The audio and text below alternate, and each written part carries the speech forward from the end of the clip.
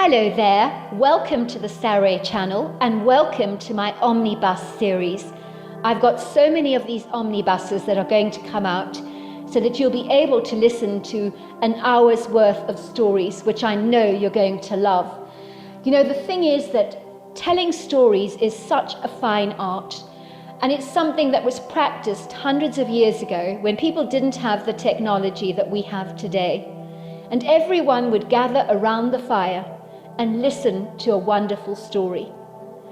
And also, what is so wonderful about a story is that personally, I think it is the best way to go to sleep. Every night when I go to bed, I always listen to stories. And that's something that parents used to do with their children. It's something that they still do with their children. There's nothing better than a good story. And so I hope you're going to enjoy this series. And before we start, I just want to say, do subscribe to my channel because you don't want to miss out on anything. Because I'm in for the long haul and I want to make sure that you get the most stunning stories to go to bed with at night or to listen to when you want to be one of those people sitting beside the fire and listening. Don't forget to subscribe to my channel and let's get started. I hope you're going to enjoy the omnibus. Iris Penegram's small perky nose twitched with indignation. She shook her head of tightly cropped brown hair rather vigorously.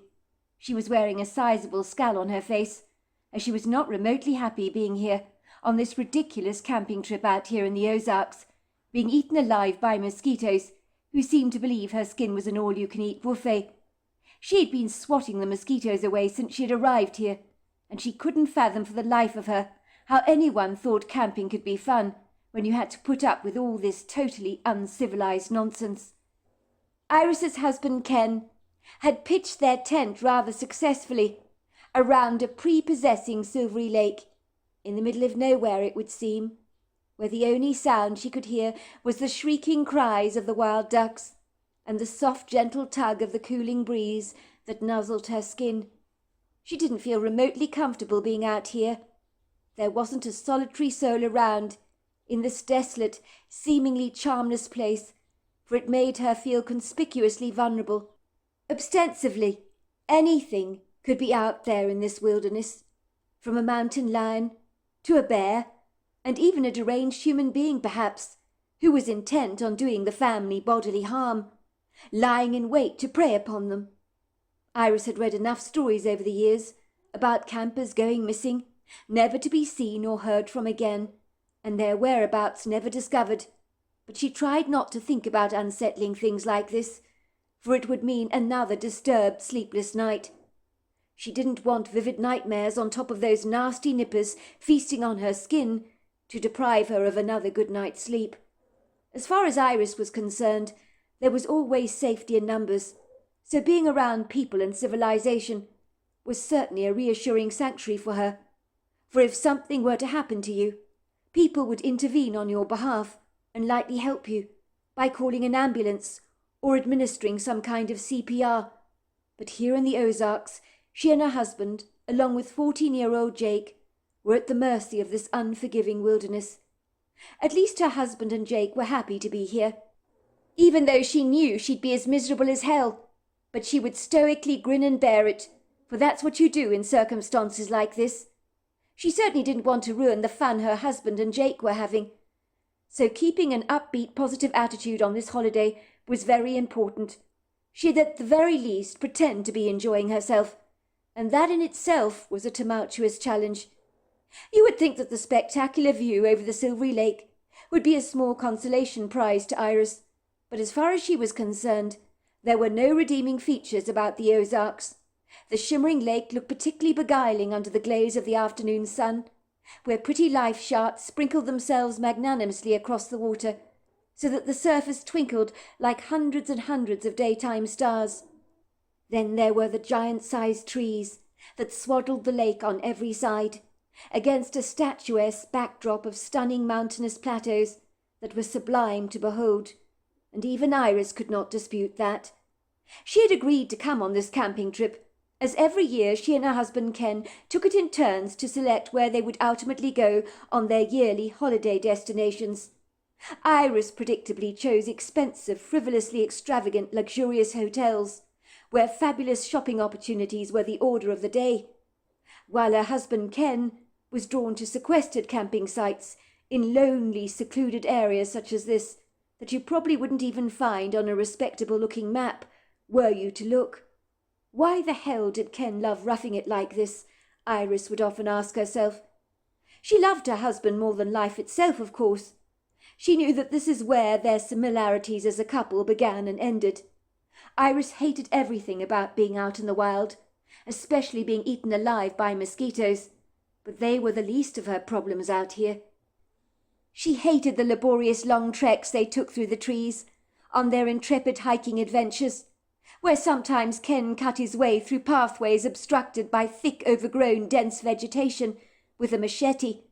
It didn't help that her clothes, of course, would be rudely ripped up by thorns and briars that would stick to her clothes like the ticks on a dog's back. Furthermore, she felt continuously sticky and dirty out here, and knew she looked her very worst, so she refused to allow Ken to take any photographs of her. It was so much better back in Michigan, where she could thoroughly enjoy the benefits of her comfortable, well-upholstered life, which was so much more dignified in every sense of the word than this. Home was a sumptuous, cosy place, where warm water ran out of the taps on demand. There was lighting at the flick of a light switch, television to keep you entertained for all the hours that God sends, Wi-Fi access, and then there was, of course, takeout that you could order without having to lift a single finger. Iris hated cooking with a passion, but more than the cooking itself, she loathed all the cleaning up she was invariably expected to do afterwards. She found the unsightly aftermath of her cooking would predictably leave everything in chaos, almost as if a tornado had quite suddenly hit the kitchen, with unapologetic gale-force winds, leaving it looking like something that would take months to lightly clean up. She didn't know why she was so messy and disordered when it came to cooking, but it was probably because she was so clumsily cack-handed at doing things, like when she was making soup, and always put the liquidizer on without the lid, so that the entire kitchen was dappled with droplets of yellow puree that never saw its way to their dinner plates, as it had been splattered all over the kitchen counter and the backsplashes. It didn't help, of course, that Iris was one of those people that seemed to need to use every available kitchen gadget, bowl, plate and utensil at her disposal. And after her cremated offerings were removed from the oven and dished out on dinner plates that were served to the family, they were barely even edible. So what was the point in her cooking anyway? Iris was sure her husband Ken was stuck in a 1950s time warp, because he believed that it was a woman's responsibility to cook and clean. But out here in the Ozarks, he would sometimes be happy to take over the al fresco cooking opportunities. So maybe some clouds did have a silver lining on them after all. The truth was, Iris was not in a good place in her life right now, and couldn't help feeling oddly resentful towards her husband Ken. She hated coming to the Ozarks for a camping holiday, especially now that 14-year-old Jake would be included on all their trips, and whatever they chose to do together as a family. Iris privately wondered when she would be relieved of the burden of his existence in her life, for in recent months he had become a fixture and fitting that she had not invited happily. Jake was what Iris would describe as an unwanted addition to her family, which had made life with her husband Ken all the more disjointed and topsy-turvy, as everything had lost its smooth, natural, regular rhythm, like when you throw a stone into a large body of water, and there is a ripple effect. The chaos had unapologetically arrived in their lives so abruptly, with no advanced warning or notice, rather like a wild, rampant fire that gets so out of control that you are ill-equipped to extinguish it, try as you might. Nothing had prepared Iris for such upheaval to enter her life. It would seem their nephew, on her husband's side of the family, Jake, had been thrust upon their lives so rudely, like a pair of old slippers that she certainly didn't want to be wearing. Iris knew that she would be the one that would invariably be expected to attend to Jake's every need, while her husband happily sauntered off to his cosy job in the city. She would be the one that would have to pick up Jake from school and make sure he had enough to eat. The last thing she wanted was to become a maternal figure in her nephew's life, but it looked like she had not been given the privilege of choice in the matter. Sometimes you take up responsibilities in life that you never ordered, like when you order chicken chow mein from a Chinese takeaway menu, and they end up delivering you barbecue spare ribs instead. Iris was extremely resentful that Jake had moved into their family home, but she knew there was no way she could refuse him a roof over his head, as that would make her a person with absolutely no heart. Nevertheless, she had made sure that her husband Ken knew exactly how bitter she felt about this new arrangement.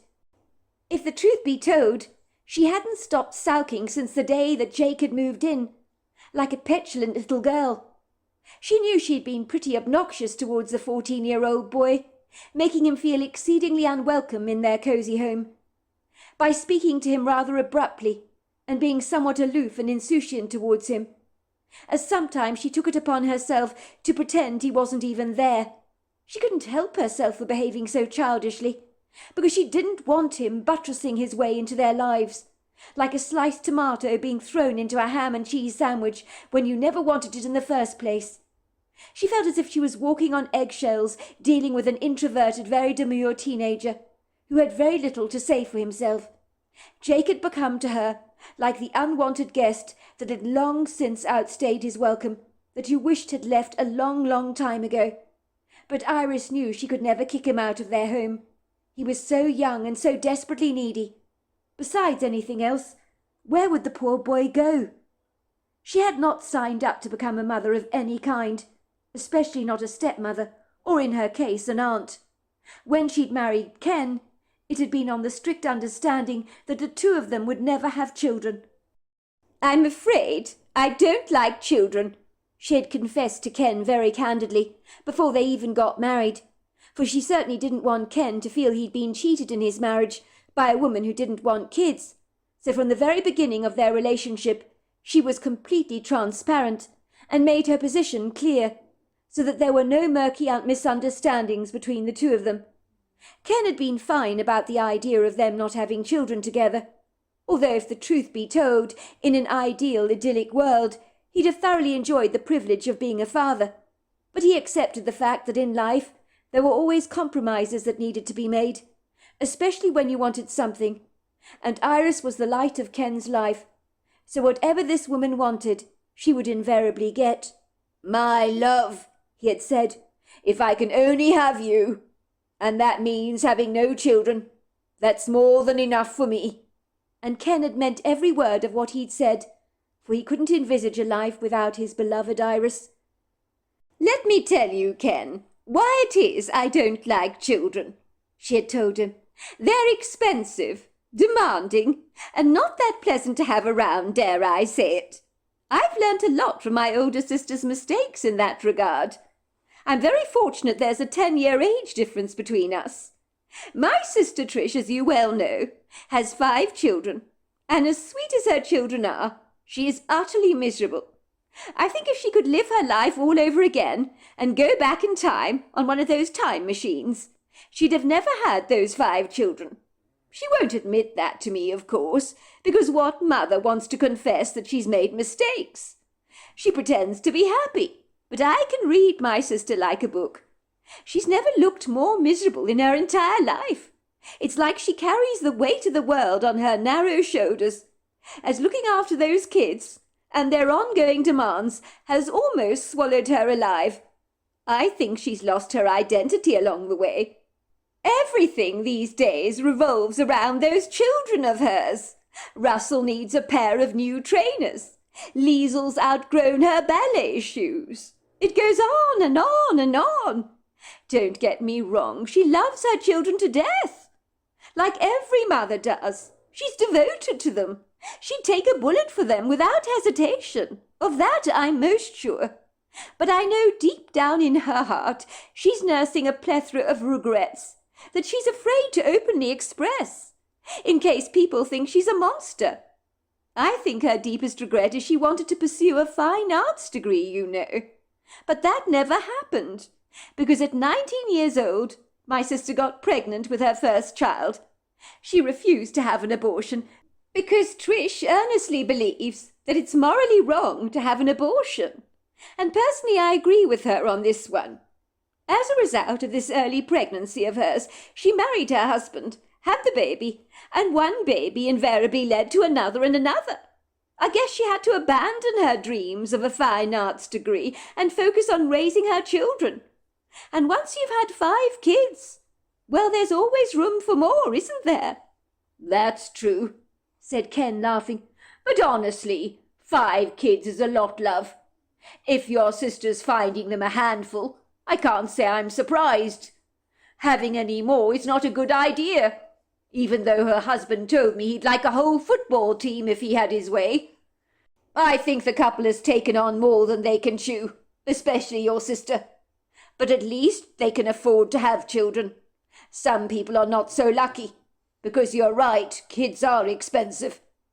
It's not just the money, Ken. Rich or poor, raising kids is a huge responsibility for any parent. I hate to say this, Ken, because it sounds so cruel and unfeeling of me. But I know my sister clandestinely resents her kids. She loves them at the very same time, don't get me wrong. So she's dealing with a mishmash of emotions, from guilt to shame, regret, and yet love and gratitude at the very same time. An incongruous mix, don't you think? My sister's smoking like a chimney these days. It's a nasty, nasty habit. But I think it's a coping mechanism for her. She can't handle being a mother. The other day when I went to visit her, well, she got through an entire box of cigarettes and then burst into tears and told me she doesn't know who she is anymore. And much as she loves her kids, it's become too much for her. I think letting out some of her true repressed feelings that she's kept contained for so long was a release for her. But I've known for a long time how my sister really felt about her life. What did you say to her when she admitted how overwhelmed she had become? Well, what could I say to her? I told her that she needed her husband to take some responsibility around the house and not expect her to do everything on her own, so that she can have some time to herself. I even suggested she should try and sign up for art classes. You know, do something on her own that she enjoys. You're a very good sister to her, love, and I think you gave her some sound advice. My sister also has her problems. She's a bit overwhelmed with her own life. She'd love to settle down and get married, but I don't know if that's ever going to happen for her.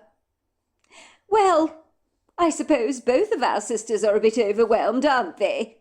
But what I'm really trying to say here, Ken, is I don't want Trish's experience to become my sad little story. Luckily, her being older than me by 10 years, I've learned significantly from her mistakes, and that's something I don't regret. I think we're both cut from exactly the same cloth, you know. We're not meant to have children. Don't get me wrong. My sister's a fabulous mother. I'd never take that away from her, not for a second. And she's very good with her children. But she's lost herself along the way, if you know what I mean. I think I do know what you mean, said Ken. It's hard to believe she's 10 years older than you. Sometimes you're the adult in the relationship with her, always giving her very good advice. If it's any consolation, I don't think your sister is alone out there in feeling her children are holding her back. I think there are a lot of people secretly feeling exactly the same way, but not expressing it outwardly. I'm afraid kids, any way you look at it, are a responsibility and an expense. And when you have children of any kind, you have to be sacrificial. You have to think of their needs before your own, because that's the makeup of being a good parent. That's why I don't want kids, Iris had said firmly. I don't want to lose myself along the way, like my sister has done. I don't want my story to become hers. I think having children is not all bad, love, Ken had said with a little hesitancy. I'm in no doubt that such relationships enrich your life significantly and give you great purpose. Children can teach us a lot about ourselves, give us invaluable lessons, and help us to become a whole lot less selfish. And what's so bad about that? Well, don't go there, Ken. There is no persuading me to change my mind. I've learned from my sister's mistakes, and I don't want to make them myself. I don't want children, and that's final," Iris had said so resolutely, in an uncompromising voice. Ken had realized in that moment that Iris was resolutely determined that she wanted to have no children, so he had assured her that he loved her too much to care about whether they had children or not. So he decided he'd get the snip, so there was no danger of her ever becoming pregnant. Iris had been exceedingly grateful towards Ken for loving her enough to put her over and above having children of their own. Yet despite her husband's resolute promises, she had not prepared herself for taking on somebody else's child, and a teenager at that. Let's not kid, it was tough enough looking after your own flesh and blood, but a child who had no biological connection to you, except through marriage alone, was a monumental challenge that Iris did not want to undertake. Jake was a sweet enough 14-year-old boy, of course. None of this was his fault. But feeling sorry for the young man didn't help anyone, and she really didn't want him around. She knew Jake had picked up on her unfriendly vibes. Iris was not good at hiding her emotions like that. She'd always worn her heart on her sleeve. So when she was unhappy about something, you pretty much knew all about it. Indeed, Iris was so expressive that when Ken knew his wife was a little niffed about something, he chose to give her a wide berth, because Iris, when she was upset, would often go into quite the sulk, and being around her in that rather desolate, petulant mood was never pleasant. "Jake has got nowhere else to go, love," Ken had told his wife, when discussing the impending fate of his nephew. He knew only too well that the last thing that Iris wanted was a young teenager thrust on their hands, rather like a large bill in the post that they didn't want to pay. But he knew he couldn't turn his back on the only member he had left in his family, especially one so young and vulnerable, such as Jake. "We have to take him in, love," he told Iris apologetically. "If we don't take charge over him, he'll be put into a care system, and he's my sister's boy, which makes him our nephew. Surely you don't want that for him. Do you realize what it does for a kid to be put into care? It can destroy a child emotionally for life, and some of those foster homes, I hate to tell you, love, can do a great deal of damage, and I'm talking about serious damage here. You hear dreadful stories, don't you, of kids being physically abused or verbally abused. They're both pretty bad, and I don't want that for my nephew. I feel responsible for him. I hope you can understand that, love." "Surely there are some decent people out there that would gladly take Jake in," said Iris, desperate to find a solution to a problem that seemed to be growing bigger by the second, like a rising piece of expanding dough on the kitchen counter that had got way too out of control.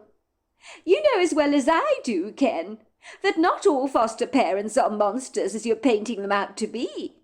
There are very good people out there who are excellent in looking after children, and furthermore enjoy having them around. I'm sorry, Ken, I'm not one of them. I'm not cut out to be a maternal figure in a 14-year-old boy's turbulent life. Need I remind you that teenagers are the very worst? I told you categorically when we got married I didn't want children. And if Jake moves in with us, in effect, we become his foster parents. That is the brutal truth, any way you look at it, Ken. We cannot sugarcoat it. We will be entirely responsible for the young man, feeding him, paying his school fees, buying his clothes, taking him to the dentist and doctor, paying for his extracurricular activities, lifting him to and from school. It's a hell of a lot of responsibility, and I didn't sign up for any of this." Ken had become irate with his wife's heartless insensitivity. He glared at Iris through wide, indignant eyes. He was unable to comprehend why his wife was being so hard-hearted and so cruelly cold. He knew his nephew was suffering desperately from the tragic loss of his mother, yet Iris failed to appreciate how lonely and lost Jake had become. The poor kid was traumatized, and understandably so, even though he hid it well behind his polite, very well-mannered exterior. Ken could see that although Jake was being stoically courageous, keeping his emotions in check, it was clear the melancholia in his blue eyes was plain to see. It had hurt him to the quick, realizing this poor young kid was going through so much internal turmoil and was facing this adversity on his own, rather like an individualized soul journey that only he could undertake. Ken was not the kind of person who knew how to express his emotions freely. Much like his nephew Jake, he was also introverted and demure. So all he'd been able to say to his nephew after his sister had died was, "I'm very sorry, son. We will take good care of you from now on." I mean, what else could Ken actually say? Iris had never seen her husband Ken look so aggrieved as he did right now, as he glared at her furiously. "You think I signed up for this, do you, Iris?" "I'm not saying you did," said Iris in quick defence. "Let's get this straight, Iris, so there is no misunderstanding between the two of us. I don't want to take on my sister's teenager any more than you do. I didn't want any of this to happen, but sometimes in life it throws you a curveball, and you have to deal with it one way or another. Sometimes you have to do the right thing, even if it's uncomfortable to do. I know I faithfully promised you we wouldn't have children of our own, and I've kept to that promise. But I never predicted all this happening, did I?"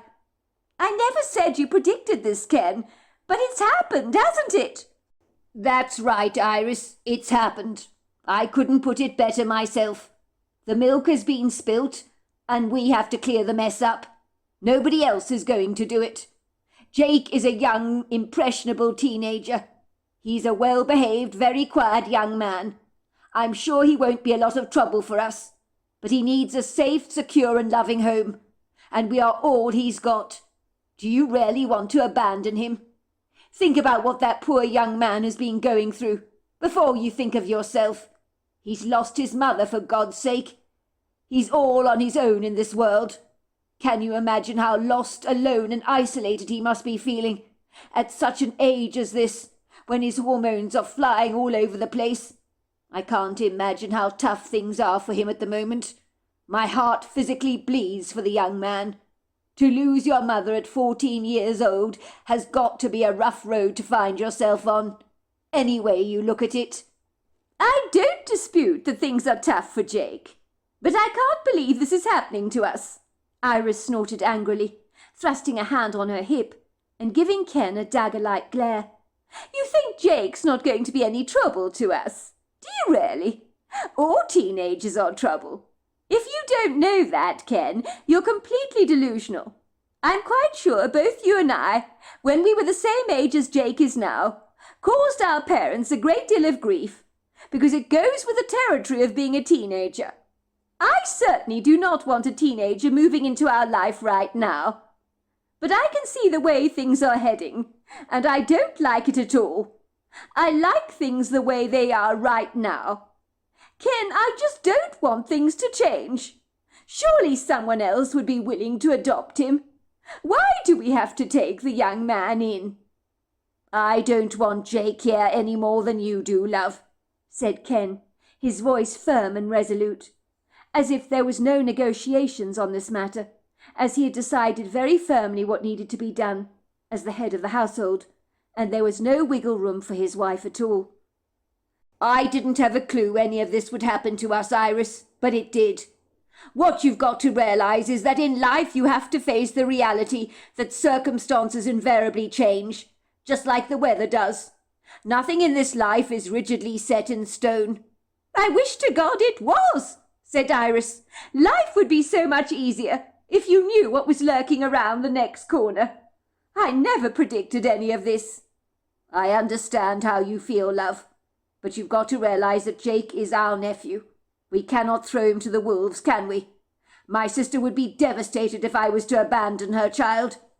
She would hope we would both take care of him if anything were to happen to him. I'd like to remind you that I'm not just Jake's uncle, but I'm also his godfather. I remember my sister told me that if anything bad were to happen to her, that she would feel extremely confident that I would take Jake under my wing. Of course, I assured her at the time that I would do just that, never believing for a second any of this would happen. Now I feel compelled to keep my word. But I would regardless take my nephew in. because it's the right thing for us to do. Your sister should have thought of Jake's welfare before she selfishly took that overdose of pills. What on earth was she thinking, doing such a stupid, senseless thing?" said Iris indignantly. The frustration in her voice was heavily pronounced. "I mean, how selfish can you get? How inconsiderate! I'm sure she knew that if she did herself in, that Jake would be left to fend for himself. She abandoned him. Do you think she assumed you would just take care of him for her? And so she felt resolved of any responsibility towards her own child, and just swallowed a whole bunch of pills for the hell of it?" "I'm sure it was not like that, love," said Ken defensively. "Tina was a complicated soul. I don't think she took her own life deliberately to burden us. She was a kind soul. I guess she got overwhelmed by the burden of the pain she was going through at the time, and it was all too much for her. She couldn't see a way out of her grief. Rather like a bee landing in a bowl of honey, and knowing that there is no way of escape." "Well, I suppose that's a good way to put it, Ken. And I do understand what you're trying to say. But I hate to burst your bubble, but I'm going to say it regardless. Sometimes people who commit suicide think of nobody else but themselves. They don't care about the people they leave behind, the hearts they break along the way, the hurt, the chaos, and the upheaval they cause. You've lost your sister, Ken, and our nephew Jake has lost a beloved mother. What your sister so callously did was selfish, utterly and totally selfish. Did she really stop to think about Jake for a single second? Didn't she realize he'd suffer if she left him to fend for himself?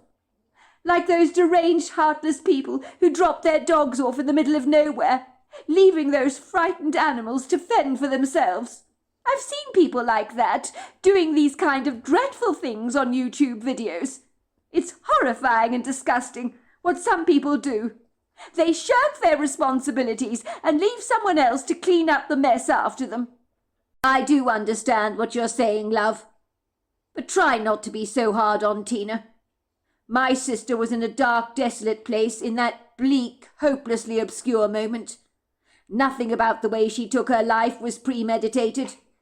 I don't think she thought much about what she did. She'd been living with Pierre for 5 years, and when she suddenly discovered he was cheating on her, it was all too much. She really thought he was the one for her, the one who would marry her and adopt Jake. When she discovered he was messing her around, when her back was turned, well, it broke her heart. She couldn't cope with the pain of discovering the man that she loved was not that into her after all.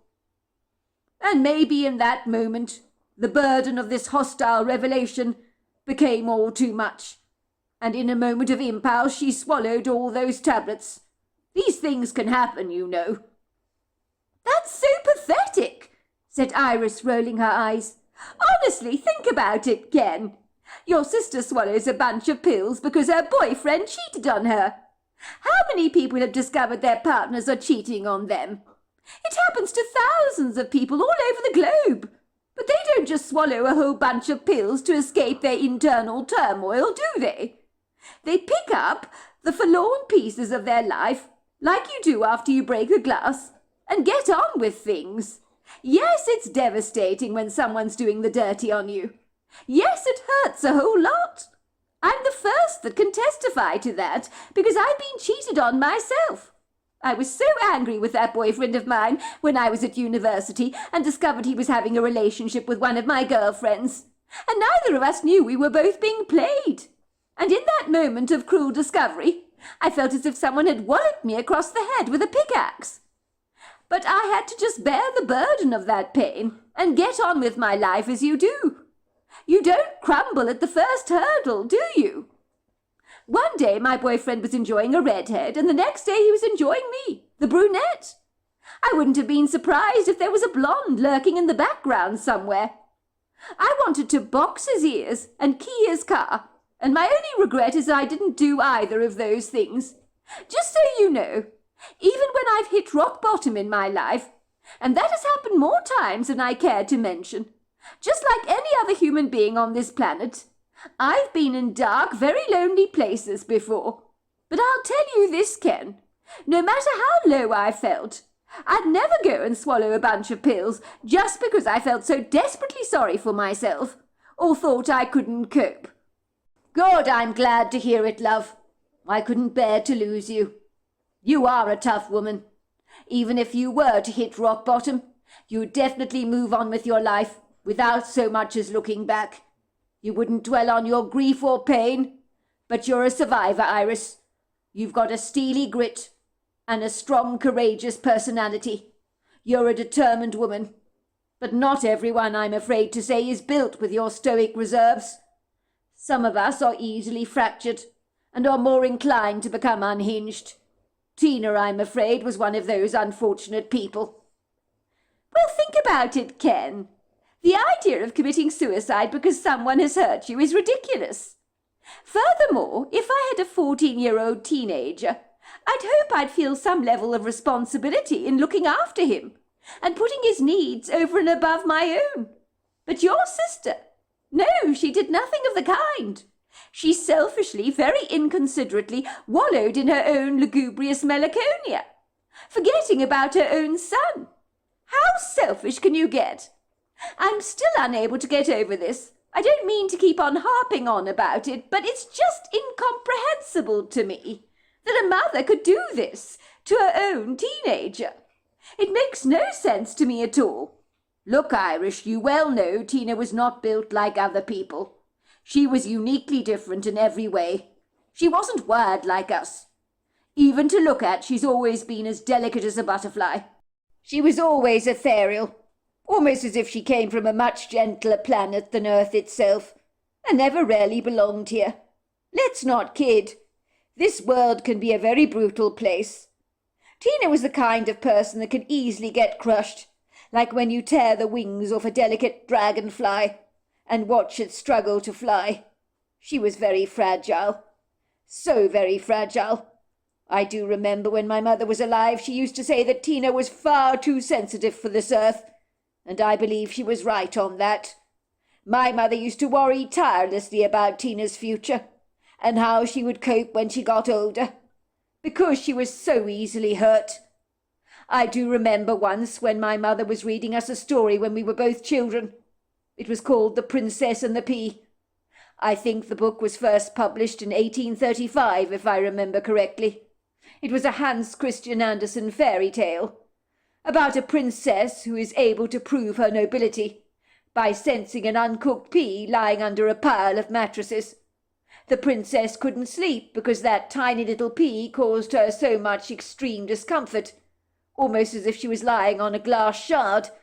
That was how sensitive and delicate the princess was, and Tina was built much the same. Sensitive souls like Tina are ill-equipped for life on this earth, and they find it so difficult to cope, so much so that they often take their own lives. The world is a hostile place to live in, which is why some people turn to drugs and alcohol to numb the pain and to help them bravely soldier on from one day to the next, almost as if they're getting ensnared in their own personal war that they happen to be fighting. Tina's way out was to end her life, just so that she could get off this battlefield and find her peace. And I would like to think that wherever she is right now, she's found that peace. I'm sure she has found her peace, Iris said. Tina was a very delicate person, even in the way she dressed. All those bohemian, unorthodox silky dresses she wore, they almost floated on her. They made her look like an exotic, very colourful butterfly. That's a very good description of my sister, Ken admitted, rubbing the day-old stubble on his chin reflectively. For a moment he looked as if his thoughts were far, far away, as if he'd travelled back in time to his early childhood, and was revisiting a special memory that he'd spent with his sister. Iris was sure that she'd seen his eyes misting up for a moment. I remember growing up. Tina took a long time to recover from the bumps in the road that wouldn't affect most of us. I mean, if someone gives you a funny look in the school playground or was rude to you, most of us would soldier on with our lives and it wouldn't be a big deal. but to Tina it always was. If someone was horrible to her in the school playground, she'd require a great deal of coaxing to return to school the following day. She would soak in hurt like an olive in brine, and marinate in it all the time. Every time someone said something mean to her, she'd shrivel up and retreat into her shell like a frightened tortoise. I do remember when I was growing up, Tina took a long time to recover from the wounds of life, if you know what I mean. The bumps in the road, so to speak. Things that you and I would get over pretty quickly, like if someone gave us a funny look in the store, or was rude to us in some way. It wouldn't be a big deal to us, but it always was a big deal to Tina. In Tina's case, if someone was horrible to her at school, she would require a great deal of coaxing by my parents to return the following day. She'd soak in their words like an olive in brine, marinating in all her hurt. Every time someone said a mean thing, she would shrivel up almost at once, retreating in her shell like a frightened tortoise. I remember 2 strapping girls at school, who both looked pretty fearsome, bullied her once. They put a pair of knickers over her head during school assembly, so that everyone was laughing at poor Tina. She was so mortified to be humiliated like this in front of the entire school, especially when people started calling her Knickerhead later on.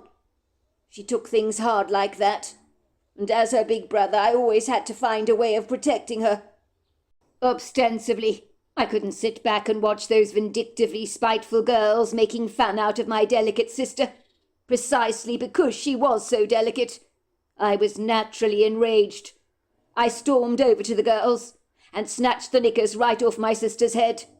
My sister was naturally distraught. I put those very same knickers that I'd retrieved from my sister onto the bully's head, the one who'd been making fun of my sister.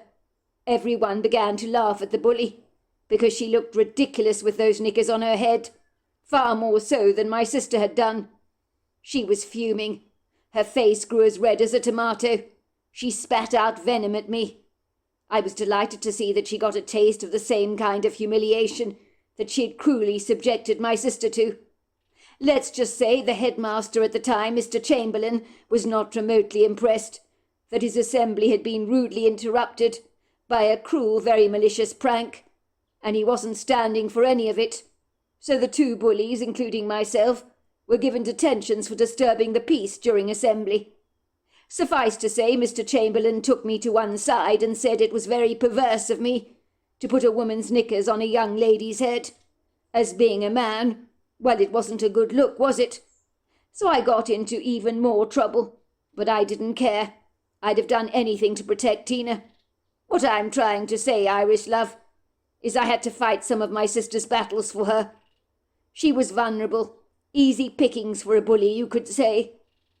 I hasten to say after that assembly, I went after those 2 bullies and told them they'd get a right old clobbering over the ear if they didn't leave my sister the hell alone and stopped making fun of her. I succeeded in scaring the bejesus out of both of them. They knew by my demeanour that I meant business, and I wasn't messing around. Let me tell you, Iris, school was tough for Tina. She was like an injured little Bambi that the coyotes could smell a mile away. And what do bullies do when they pick up any vulnerability? They go straight for the jugular. So let's just say Tina never had life very easy. I get that, Ken, I really do. I understand why you're making all kinds of excuses for your sister and defending what she did in taking her own life. Don't forget, I've known Tina for many years. I'm well aware of what she was like and how fragile she was. You're right, she wasn't like regular folk. I knew when I met her she was extremely different, very unorthodox. She struck me as being very insecure and emotionally needy. I agree with you, she was a sensitive soul. But why on earth did she take her own life? If she was feeling so fragile, she should have asked for help. Did she not stop to think of her own son for a single second? I don't think it was as straightforward as that, love. Nothing is just black and white. You need to understand that there is always some unexplored, uncharted middle ground. that can mean trying to find the answers as to why someone has done something is like looking at a complicated, ambiguously foggy haze and trying to see through it all, and that's close to impossible. I will tell you this, of course. Tina has never been comfortable in her own skin, or with her life on this earth. She told me that many times over, that she felt she never belonged here. I remember often when she was a little girl, she'd tirelessly stare up at the stars in the moonlit sky, and I would ask her what she was doing. She would tell me she missed her home, and she'd point up at the stars. I didn't know what the hell she was talking about, but now I sometimes wonder if maybe she was a starseed, from another planet, let's just say.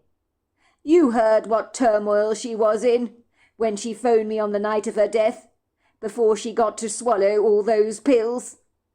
I may remind you, Ken, Iris told her husband, Tina phoned you up at 2 o'clock in the morning. It wasn't night time. Well, it was dark outside, of course.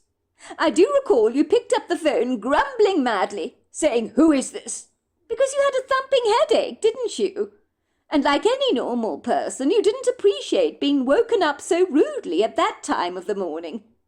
I was fast asleep, but when Tina called you, I woke up after I overheard all her sobbing. Let's not kid, she was in quite the state. We were both thrown out of our sleep rather rudely that morning. I remember thinking someone had died, because your sister was so devastated. That's the word you're looking for, isn't it, love? Yes, that's right. She was devastated. I could hardly hear a single word she was saying, even when you put the cell phone on speaker. She was blubbering so much. But you seemed to understand what she was saying, because I guess you've known her for a long time. Don't be so hard on Tina, love, especially now that she's no longer here. For the record, I may have sounded grumpy on the phone when she called me, but I'm glad she called me. I always wanted to be there for her when she was in a bad place. Think what she was going through at the time. I can't imagine it myself. She'd been away from her apartment for a couple of days out of state on a business course. She'd taken an early flight back home, a day early. She returned home to her apartment at about 1 o'clock in the morning, hoping to surprise her boyfriend Pierre. She walks into her bedroom, only to find Pierre fast asleep in her king-size bed, with his arms snuggled around a strange semi-naked woman, who had the audacity to ask her who she was when she entered her own bedroom. Tina told that woman she was the owner of the apartment, and that the woman was sleeping in her bed with her boyfriend. I guess that went down like a lead balloon with the woman, because as I understand, she was spitting at Tina like a viper. Tina told Pierre and the woman in her bed to get out of the apartment at once, or she'd call the police after them. So they both left the apartment with their tails between their legs. I understand that Pierre did declare that the woman who was sharing his bed with him was just a friend, which didn't go down at all well with the woman, of course, who said she was nothing of the kind, and that she and Pierre had been an item for the last 6 months or so. My sister was devastated, Iris. I want you to think about that for a moment. Imagine if you came home and found me in bed with another woman. How would you feel about that? And imagine you had a teenager sleeping in that same house at the very same time that was oblivious to what was going on under your roof, and that I was entertaining another woman in our bed. How would that make you feel? I'd kill you, and the woman, of course, without question, Iris admitted. But all the same, I'd never take a bunch of pills to end my life. Never. I understand that, love. But you're much stronger and much more courageous than Tina was. How much do I have to keep telling you that, without sounding like a broken record? I know she loved Pierre very much. She never expected him to betray her trust like this. But for Pierre to invite another woman into Tina's apartment, when her 14-year-old kid is sleeping in his bedroom downstairs, is nothing short of disgusting and exceedingly disrespectful, to say the very least. I never did like Pierre. I always thought he was a lower form of pond life. Too bad Tina didn't see him for what he really was. I don't disagree with you on this one, Iris admitted. I agree with you. It was shameful for Pierre to invite that strange woman into Tina's apartment, while Tina was away on business, and while her own teenage son was asleep in his bedroom downstairs. I can't imagine if that poor Jake had walked into his mother's bedroom, only to find Pierre in bed with another woman, while his mother was away. I thank God he never knew what was going on behind his mother's back. Oh my goodness, Ken. You don't suppose that Jake knew what was going on? No, of course he knew nothing about what really transpired that night. All he knows is he found his mother deceased in her bed the following morning. He observed all the pills lying strewn all over the bedroom floor, so he could easily deduce what had happened. He must have thought it was strange, though, that Pierre was gone. But maybe he thought the couple had argued about something, and his mother in her distress had overdosed on pills, because he was well aware of how fragile his mother actually was. I am, though, rather surprised he didn't hear all the chaos going on in the apartment when Tina kicked out Pierre and his girlfriend. Well, I suppose you have to be grateful for small mercies, don't you? Said Iris. At least he didn't see all that. Maybe he's a deep sleeper. Remind me, Ken, where the hell did your sister meet Pierre? I don't think I ever asked her. What brought them together? I think Tina met Pierre on one of those dating websites. She was very lonely at the time, very vulnerable. She told me she was ready for a relationship. I warned her to be exceedingly careful, looking for a boyfriend online. I'd have been far happier if she'd met a man in a more civilized way, like a friend introducing her to a friend, if you know what I mean. When you're dating people online, it's like a lucky dip. You never know what you're going to end up with. I mean, on the surface, someone can look good, like something you buy from China, online, that looks expensive until you realize after a bit of wear and tear the item you brought was made from inferior fabric and is falling apart. The same can be said for some people that you meet. You never did like your sister's boyfriend, Pierre, did you? Said Iris reflectively, a look of admiration suddenly washing across her face. I must admit, Ken, I will say this about you. You are a very good judge of character. I will give you that. When I first met Pierre at that dinner party your sister invited us to, at her apartment, I thought he was utterly and totally charming. He was very easy on the eye, wasn't he? 6 foot tall, very well built, with gorgeous, thick, curly black hair, and greenish-grey eyes. He seemed like the whole package to me. And goodness gracious, that French accent of his would make any woman melt like butter. I mean, honestly, it was so sexy, wasn't it? And I could see why Tina was so enamoured by him. I remember her being all dewy-eyed after they met. And she told me she'd met the one. I was genuinely happy for her. I really was. She told you that? Asked Ken, looking somewhat bewildered. That he was the one, I mean. That was very forthcoming of her. Well, she did, didn't I say? I think it was the French accent that sealed the deal for your sister. She was completely smitten by him, unabashedly so, I might say. Well, Pierre's mother was French, which was probably why he had acquired the French accent along the way. But I do know his father was American. I think he was from Michigan or somewhere like that. Pierre was born in Paris and lived there for many years. I never liked him from the moment I laid eyes on him. I knew there was something extremely underhanded and shifty about him. I picked up on that immediately. I was exceedingly worried he'd break Tina's heart. I noticed he had quite the ego on him, and he thought he was all that. Everywhere he went, women would swoon over him. I guess he knew it, and loved all the attention. I confronted him about my fears, concerning Tina. I didn't want him to hurt my sister. Iris looked astounded to hear her husband confess to this. You did? You confronted him? Where did you do this? Was it at the dinner party we attended? You never told me any of this. There was nothing to tell, really, said Ken somewhat lamely. I asked Pierre to meet me at the restaurant La Romana on 2nd Street.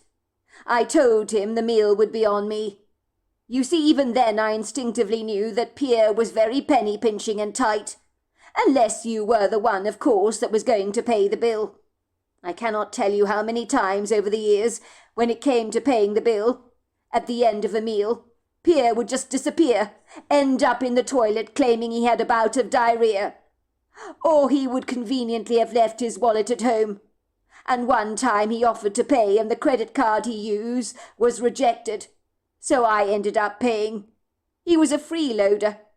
So I knew about that. I told him I wanted to chat with him man to man. He agreed to meet up with me. And then, of course, I came out with it. I asked him straight what his intentions were with Tina. I didn't beat around the bush. Well, good on you. I'm glad you did that, Ken. I had no idea. What did he say to that? I'm sure he didn't appreciate being interrogated like that. Of course he didn't. He asked me if I thought I was Tina's father, because I sure was behaving like I was. He felt I had no right to butt into his relationship with Tina. He was quite affronted by my concerns, and pretty much told me to mind my own business, and butt out of their lives. I managed to calm things down between the two of us. As he was about to march out of the restaurant, the spaghetti carbonara arrived on the table, so he was quick to change his mind about leaving. I told him in no uncertain terms that yes, I was Tina's brother, and not her father, but I still considered it my responsibility to watch out for my sister. So yes, I was sticking out my neck for her, on her account, simply because I didn't want her to get hurt. Of course, that wasn't received well. He didn't like what I had to say at all. I think he thought I was insinuating he was a cad or a lowlife that was only using Tina.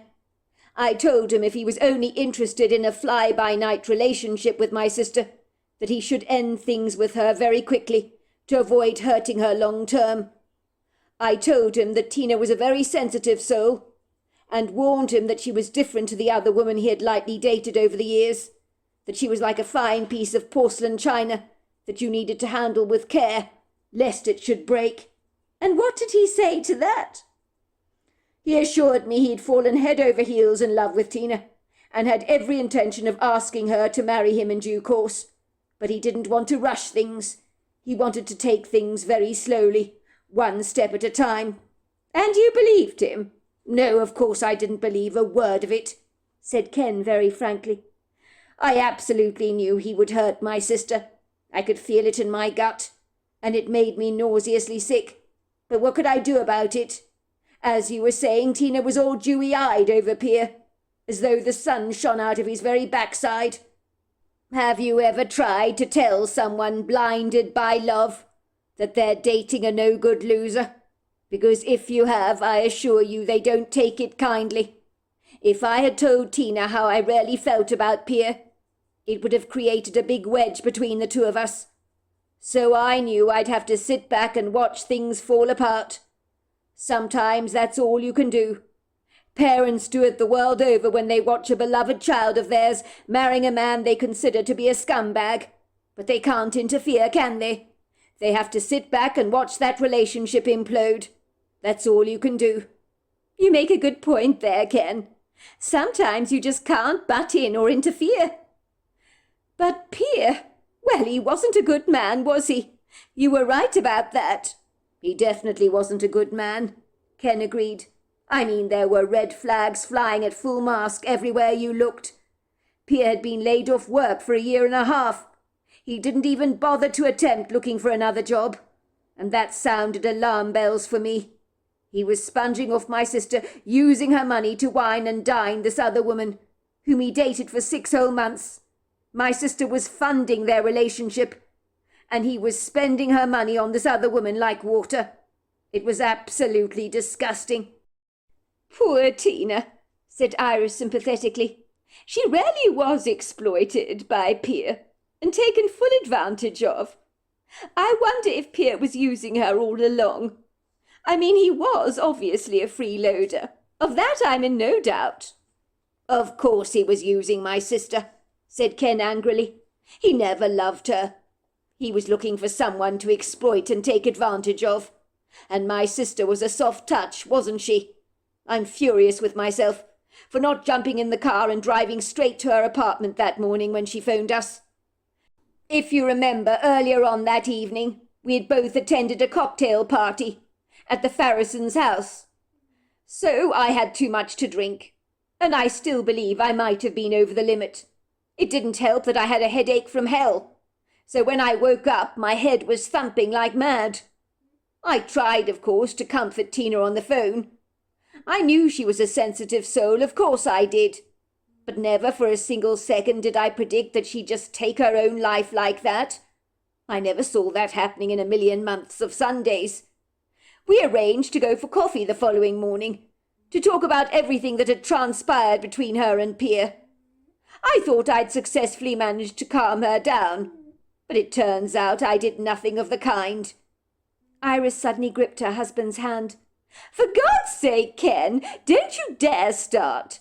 Don't be so damn hard on yourself. None of what Tina did is your fault. You weren't to know she was going to overdose on pills.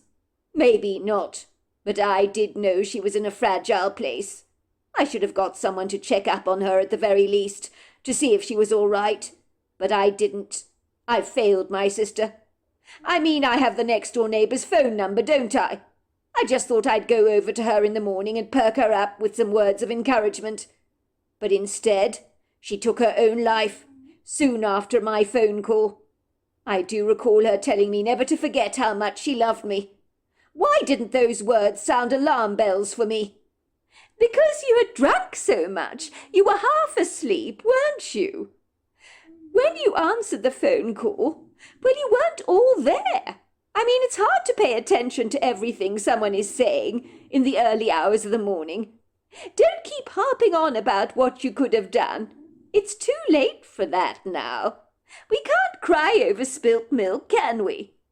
That is why I'm so aggrieved with myself, for not reading between the lines. My sister needed me, and I let her down. I feel very sorry for young Jake, having to find his mother like that non-responsive the following morning. That poor boy had to call 911. Can you imagine how hard that must have been on him? Hasn't he been through enough? That's why we have to take him in, love, and make him part of our family. He's lost too much in one lifetime. Too much for any boy of his age. Of course I feel very sorry for Jake. And like you say, this is not his fault. But it doesn't change the fact, Ken, that I don't fancy having to be responsible for a 14-year-old boy. Apart from anything else, he probably needs trauma counselling. And I can't possibly deal with a kid that is emotionally fractured. I just can't. Look, love, none of this is easy on either of us. I'm genuinely sorry that Tina took her life. I really am. Not only because I've lost a beautiful sister, or because Jake has lost a mother, but I sincerely blame myself for not being there for her. But the least I can do for my late sister is to take Jake into our home and give him the best possible life that I can. It's the least we can do. I know this is not what either of us signed up for, but we have to do the right thing by Jake. I need you to be on board with me on this, Iris. I'm counting on your support. I cannot do this without you. Iris knew that Ken was absolutely right. The fact that his sister Tina had committed suicide because she was so broken up and overwrought about her boyfriend Pierre cheating on her was hard for Iris to stomach. She couldn't comprehend how any loving mother could be selfish enough to take her own life when she had a responsibility in taking care of her child. But she knew well that when emotions are heightened, people did irrationally stupid and sometimes impulsive things in the heat of the moment. Maybe Tina hadn't even intended to kill herself, and her overdose was just a cry for help. That was always a distinct possibility. Iris knew that Tina had not been like anybody else she'd ever met. From the moment that Iris had actually met Tina, she had been struck by Tina's wholehearted innocence and gentle demeanour. Ken describing Tina like the princess and the pea was a very apt and fitting description. Perhaps some people really were far too sensitive for this world. Soon after 14-year-old Jake had moved into their family home, There had been many awkward, very uncomfortable silences around the dinner table every evening. For what on earth did you say to a young teenager that had lost absolutely everything?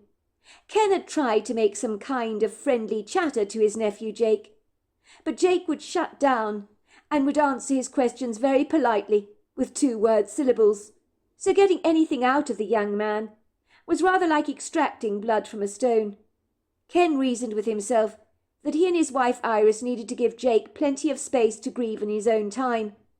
Jake would lock himself up in his bedroom for hours on end, where he'd listen to loud, booming rock music that would give Iris a headache. Iris initially had not been very kind towards Jake, but then she had tried to be nice to him. After all, his mother taking his own life was not his fault. She couldn't help but think how sad it was that Jake didn't have a father he could turn to for refuge. Unfortunately, Jake's own father had been a sperm donor to one of those sperm banks, and so his identity would never be known, which was most unfortunate. Tina had been desperate for a child of her own, and she had not met a suitable partner at the time, so she'd got herself impregnated with a stranger's sperm, so that her dream to become a mother would be fully realized. It meant that the fact that Tina had taken her own life was all the more horrifying, given she had left the child she had wanted so much behind, like an old piece of baggage she had forgotten about, in her haste to escape this world. The last few months had been tumultuous, to say the very least, and having Jake under their roof had not been easy by any manner of means. Iris was exceedingly glad that Jake had been seeing a trauma counsellor, but whether his sessions had helped or not, she couldn't be sure. Jake seemed caught up in his lugubrious melancholia, and never seemed to communicate with the couple very much. The only time that Iris had ever seen a light going on in Jake's eyes was when Ken had announced that they were going camping over dinner one evening, when the table had felt like a mausoleum, as no one really said very much. But things changed in a heartbeat, as the word camping had magical powers, for the atmosphere had shifted around the table so fast, as if the darkness had suddenly receded.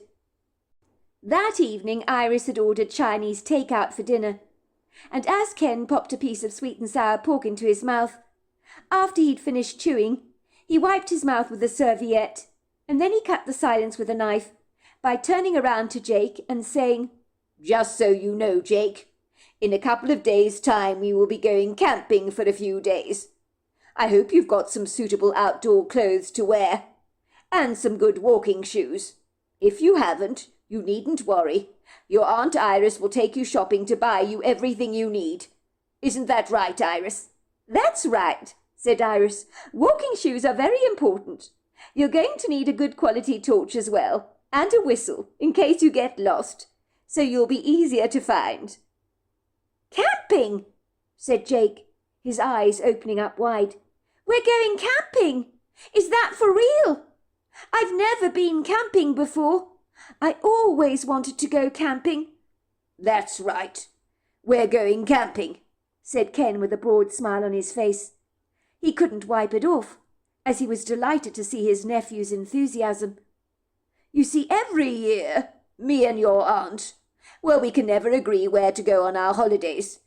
So we decided that one year I would choose our destinations and where we would go, and then the following year Iris would choose our holiday destinations, so that it would be fair. This year it's my turn, and I've chosen for us to go camping. Have you ever been camping before, Jake?" "No, never," said Jake soberly. "When I went on holidays with Mum and Pier, well, it was usually to pretty places by the coast. We went to Florida and Hawaii, but I've never been camping before, and I've always wanted to go camping. Where exactly are we going?" he asked, the sparkle in his eyes very pronounced. Iris stared at Jake in bewilderment, with wide, astonished eyes, her astounded jaw almost dropping to the ground, for she didn't recognize the ebullient young teenager sitting opposite her. His dead, vacuously empty, almost lifeless eyes lit up like when you connect the gas to a stove and the flames suddenly ignite. "We are going to the Ozarks, Jake. Do you know where the Ozarks are?" asked Ken. "Yes, I know all about the Ozarks. I've seen so many pictures, said Jake excitedly. The Ozarks are a region that spans 5 states: Missouri, Arkansas, Oklahoma, Kansas and Illinois. But you'll find most of the mountains are in southern Missouri and northern Arkansas, a section I assume we will be going camping in, as that part, I imagine, is where the views will be sensational. Well, what can I say? You're very clever, young man, said Ken, looking genuinely impressed by Jake's grasp of American geography. What can I say? You've got it in a nutshell. We're going to a mountainous part of the Ozarks. Correction, said Iris, rolling her eyes. A mountainous area in the middle of nowhere. Isn't that right, Ken? She said, looking at her husband quite sharply. As far as your uncle is concerned, Jake, places off the beaten track, rarely float his boat. I can understand that, said Jake. When you're camping, you want to get away from it all, don't you? That's right, said Ken. You can see your aunt doesn't approve of my holiday destinations. Of course I don't approve, said Iris. I hate being eaten alive by insects and walking for miles and miles through wood groves of trees, getting covered in burrs and scratches. Furthermore, I don't enjoy purifying water, collecting firewood and cooking over a gas hob. It's not my idea of fun. Jake raised a brow, and then he looked directly at Iris and said, So you put on a brave face, do you, when you go on Uncle Ken's holidays? Is that right, Aunt Iris? Jake finally met Iris's gaze, which seemed to be like the first time in many months, and Iris suddenly felt quite taken aback by the intimacy of this extraordinary moment. That's right, said Iris, who was trying to hide her bewilderment that her nephew Jake was talking so gregariously this evening. There was no doubt in her mind a spark had gone on inside him at the mere mention of the intrepid camping trip, almost as if the adventure of going somewhere remote was an exhilarating prospect to her nephew. I'm afraid I'm very different to your Uncle Ken in that regard, Jake. I am a lot more extravagant. I like very expensive, over-the-top holidays, always where luxury and pampering is involved. But your uncle loves roughing it, getting his hands filthy dirty. Do you like the idea of going camping to the Ozarks, Jake? Jake's face once again lit up like a Christmas tree. I think camping is so cool, really, really cool. My friend used to go camping every year, and he had so many stories to tell. I've wanted to go camping since I was little, but Mum, well, you know what she's like. She'd have hated camping, so I guess I knew it would never happen for me. She was like you, Aunt Iris. She likes easy-going holidays that don't involve many challenges, if you know what I mean. She likes taking things easy. Well, she did. Ken looked delighted to see that his withdrawn, somewhat subdued nephew was showing so much enthusiasm for the first time in months, and it seemed like the shy, rather withdrawn little hermit crab had finally come out of his shell. Ken began to tell Jake all about what they would ultimately be doing in the Ozarks, all about the fishing trips and the exploring, and it looked as if the heaviness that had weighed down on the young teenager's heart for so long had suddenly begun to lift like a hot air balloon in the sky. Ken was delighted to see such a shift in his nephew's demeanour. Goodness gracious me, he said to his wife later, when they had got a quiet moment together. Did you notice when I mentioned we were going camping to the Ozarks? How Jake reacted? I saw a whole new side to him. He brightened significantly, and for a moment I saw a regular teenage kid again, almost as if all the sadness he's been carrying around with him for so long, like an extra layer of clothing, he'd suddenly just shaken off. It's the first time I've seen him like this in many months, Iris agreed. To tell you the truth, I was completely taken aback by the transformation in him over the dinner table. He's been having therapy for many months with a counsellor, and I've not so much as seen a little smile on his face. And now at the mere mention of this camping trip, well, look at him. He's so excited, isn't he? So it seems that not everyone believes my camping trips are such a bad idea after all. Jake is clearly on board with me about this trip. Don't get so pompous and so full of yourself, Ken. I'm quite sure Jake's enthusiasm won't last terribly long. When we arrive at the Ozarks and he's eaten alive by mosquitoes and has to collect firewood, said Iris scathingly, who struggled to understand how it was remotely possible that anyone could seriously enjoy camping. I hate to inform you of this, Iris, love, but some of us enjoy getting close and snug to nature, and we're willing in the process to put up with a few mozzie bites, said Ken, stifling a laugh. Your problem is, Iris, love, is you enjoy being cushioned by the lap of luxury. Jake is a young man after my own heart, and a lot like me it would seem, and I can see he's going to thoroughly enjoy going fishing and exploring. Without wishing to sound immodest, Iris dear, I would put my money on the fact that Jake will infinitely prefer my holiday this year, camping at the Ozarks, than your over-the-top holiday next year, where, knowing you, we will be lightly sunning ourselves on some exotic beach, drinking back cocktails. Don't be ridiculous, Iris had snapped. For a start, you don't know where we're going on holiday next year because I haven't told you. And let me tell you something. Jake is going to infinitely prefer my holiday over yours. I'm quite certain when we set up camp in the Ozarks that young man is going to feel quite miserable. I mean, what is nice about roughing it? No lovely hot showers, lying on hard ground, cooking over a gas canister in the morning and the fire pit at night. There is nothing remotely glamorous about such a holiday. Glamour is overrated, sweetheart. I think Jake is going to love every second of our holiday in the Ozarks, said Ken very confidently, giving his wife a mischievous wink. Just you wait and see. Iris realized, much as she hated admitting this to herself, of course, that her husband Ken was absolutely right. Jake was in his element. He was definitely having the time of his life out here in the Ozarks. And when they'd set up camp in the middle of nowhere, he appeared to be exceedingly delighted about the solitary loneliness of their location. She had watched him staring at the views, with an expression of unbridled awe on his face, as if he'd never laid his eyes on anything more beautiful. "This is so cool, Uncle Ken. Thank you so much for bringing me here," he said appreciatively. "I've never been anywhere more lovely in my whole life. The trees, they're so lofty. The views are spectacular. Sorry, Aunt Iris, but this holiday is going to be hard for you to beat." "Is that right?" said Iris, raising a brow. "We'll see about that, shall we?"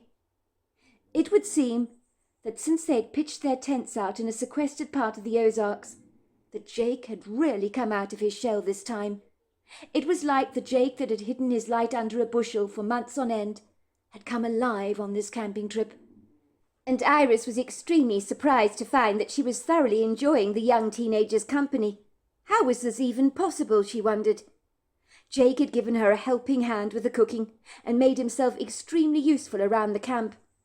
The realization that she was actually enjoying his company annoyed her significantly, because she'd always believed she could never relate to a youngster like Jake. But she realized she had more in common with him than she had fully appreciated. Jake had been delightful on this camping trip, always volunteering to help wherever he could, cracking jokes and ensuring that everybody was having fun, to such an extent that if Aunt Iris were to be brutally honest with herself, she would have been forced to admit that even with the mozzies feasting on her skin, this was the first camping trip she was actually enjoying. And this was down to Jake, making the experience pleasurably memorable. She had underestimated that her nephew's presence in her life might actually be a blessing, rather than the curse that she had assumed it would be. "I'm sorry, Aunt Lily," Jake said very politely, as he helped her place the sausages on the griddle pan over the gas hob. "It can't have been easy for you taking me in, but I really appreciate that you didn't put me in foster care. I would have really hated that. I know I haven't exactly been very talkative, over the last few months. It's all just been so daunting, so hard, you know, losing Mum and all that. I suppose I've been trying to process it all over the last few months, and I still can't get my head around what she did to herself. But of course it's been hard, Jake. Goodness gracious me, don't you dare apologise for that. I can't imagine what hell you've been through. For the record, I think you've been incredibly stoic, very brave and courageous for a young man such as yourself. Losing a mother must have been grievously hard for you. It must have been like having the rug pulled out from under your feet. But I can't believe she did it, Aunt Iris, said Jake, turning the sizzling sausages that were splattering in the fat around with the tongs over to one side, after they'd browned evenly. I just don't understand why she did it. If I had known, I would have... I know, Iris said sympathetically. I know what you are trying to say, Jake, she said, the sympathy beginning to burgeon in her heart. She was so touched that he was sharing his feelings with her in such an adult, very intimate conversation. She suddenly impulsively reached out to touch Jake on the arm. I know, love. We're all angry with ourselves for not reading the signs that your mother was in a bad place. Had we known she was going to swallow a whole bunch of pills, we'd have stopped her, wouldn't we? But none of us could have ever anticipated this happening, could we? I know why she killed herself, said Jake candidly. So much so that it took Iris aback. It was because of Pierre. I always knew he was a rat. And not just any rat, Aunt Iris, because there's a difference, believe me. Pierre was a sewer rat. And let me tell you, Aunt Iris, they're the worst of the worst. And you know why? Because they have no moral compass whatsoever. They just go where the wind takes them, not caring who they hurt along the way. I told Mum not to get involved with Pierre, most specifically, after she brought him back to the apartment one evening to introduce him to me. The next day, would you believe it, he had moved in permanently and made himself ever so comfortable in our apartment. Mum wouldn't listen to my warnings. I knew what he was like from the moment I met him. I didn't have a good feeling about him at all, but Mum wouldn't have a bad word said about him. She naively believed the sun shone out of his backside, and she was so beguiled and so seduced by that thick over-the-top French accent of his. You told your mother you didn't like Pierre? Asked Iris, looking quite bewildered by this, and suddenly seeing a look of great anger rush over Jake's face. He pumped the air furiously with his fist, as if he was punching someone you couldn't physically see, an invisible foe, perhaps. But Iris knew instinctively the punch was strictly reserved for Pierre. I wish I could have punched his lights out, Aunt Iris, said Jake furiously. I knew what he was doing, he said, his eyes now fixing on Iris's. Pierre was seeing another woman behind Mum's back. Her name was Cheryl. She was a brassy blonde woman. She dressed rarely cheap. You know the kind of woman. Everything hanging out for everybody to see. Pierre thought I didn't know what was going on, but I'm not stupid, Aunt Iris. I may be 14 years old, but I'm not deaf, nor am I dumb or blind. But of course you're none of those things, Jake. You're a very intelligent, wise 14-year-old boy, and probably even sharper and more astute than many your own age are. Jake suddenly lowered his voice to a whisper, as if he was sharing a secret with Aunt Iris that he wanted nobody else to hear. Whenever Mum was away on a business trip, Aunt Iris, Pierre would sneak Cheryl into our house. But before he did so, he'd make me a sedated hot chocolate. But I saw him putting the sleeping tablets into the mug of chocolate, so I never drank it. I guess Pierre thought I was out for the count, when he was clandestinely entertaining his lady friend in our apartment. I knew exactly what they were getting up to in my mother's bedroom. They weren't exactly quiet about it. And Cheryl, well, she laughed like a cackling witch. I could hear her cackles at the far end of the apartment. She was such a noisy woman. Oh, I'm so sorry, Jake, to hear all this. said Iris sympathetically. You didn't need to have your nose rubbed into that. The man was despicable, bringing another lady into your mother's apartment when you were there. What was he thinking? Shame on the man. It was an absolute disgrace. You're right, Jake. He was a sewer rat. That's a very apt description. Aunt Iris? Yes, dear. What is it you want to tell me? Well, I wanted to tell my mother what was actually going on. I mean, with Cheryl and Pierre. But every time I tried to tell her that Pierre was doing the dirty on her, I just couldn't do it. I'd tell her I had something very important I needed to tell her, and she'd say, "Go on, I'm listening. What is it you want to tell me, love?" And I'd look into her blue, sparkling eyes, and I just couldn't say it. I couldn't do it, Aunt Iris. I would say, "Oh, it's nothing, Mum." I knew if I told her the wretched truth, it would break her heart. So in the end, well, I decided not to tell her anything at all. I think I let her down, Aunt Iris. Maybe she'd still be here if I had confided in her about all of this. Oh, goodness gracious me, Jake. Look what you're doing to yourself. This is not healthy. Don't you dare go blaming yourself for what Pierre did to your mother. Do you understand me? This is not on you. But I feel responsible, Aunt Iris. I should have said something, shouldn't I? I shouldn't have kept my mouth shut. I was so afraid to tell my mother the truth. I didn't want her to get hurt, because my mother's such a sensitive... Well, she was so sensitive. Do you know what, Jake? I haven't got any answers for you, said Aunt Iris. But I do know one thing. None of this is your fault. I had no idea you knew about what Pierre was getting up to behind your mother's back. Did you say anything to him? I mean, did you confront him about what he was doing? Yes, I did, said Jake.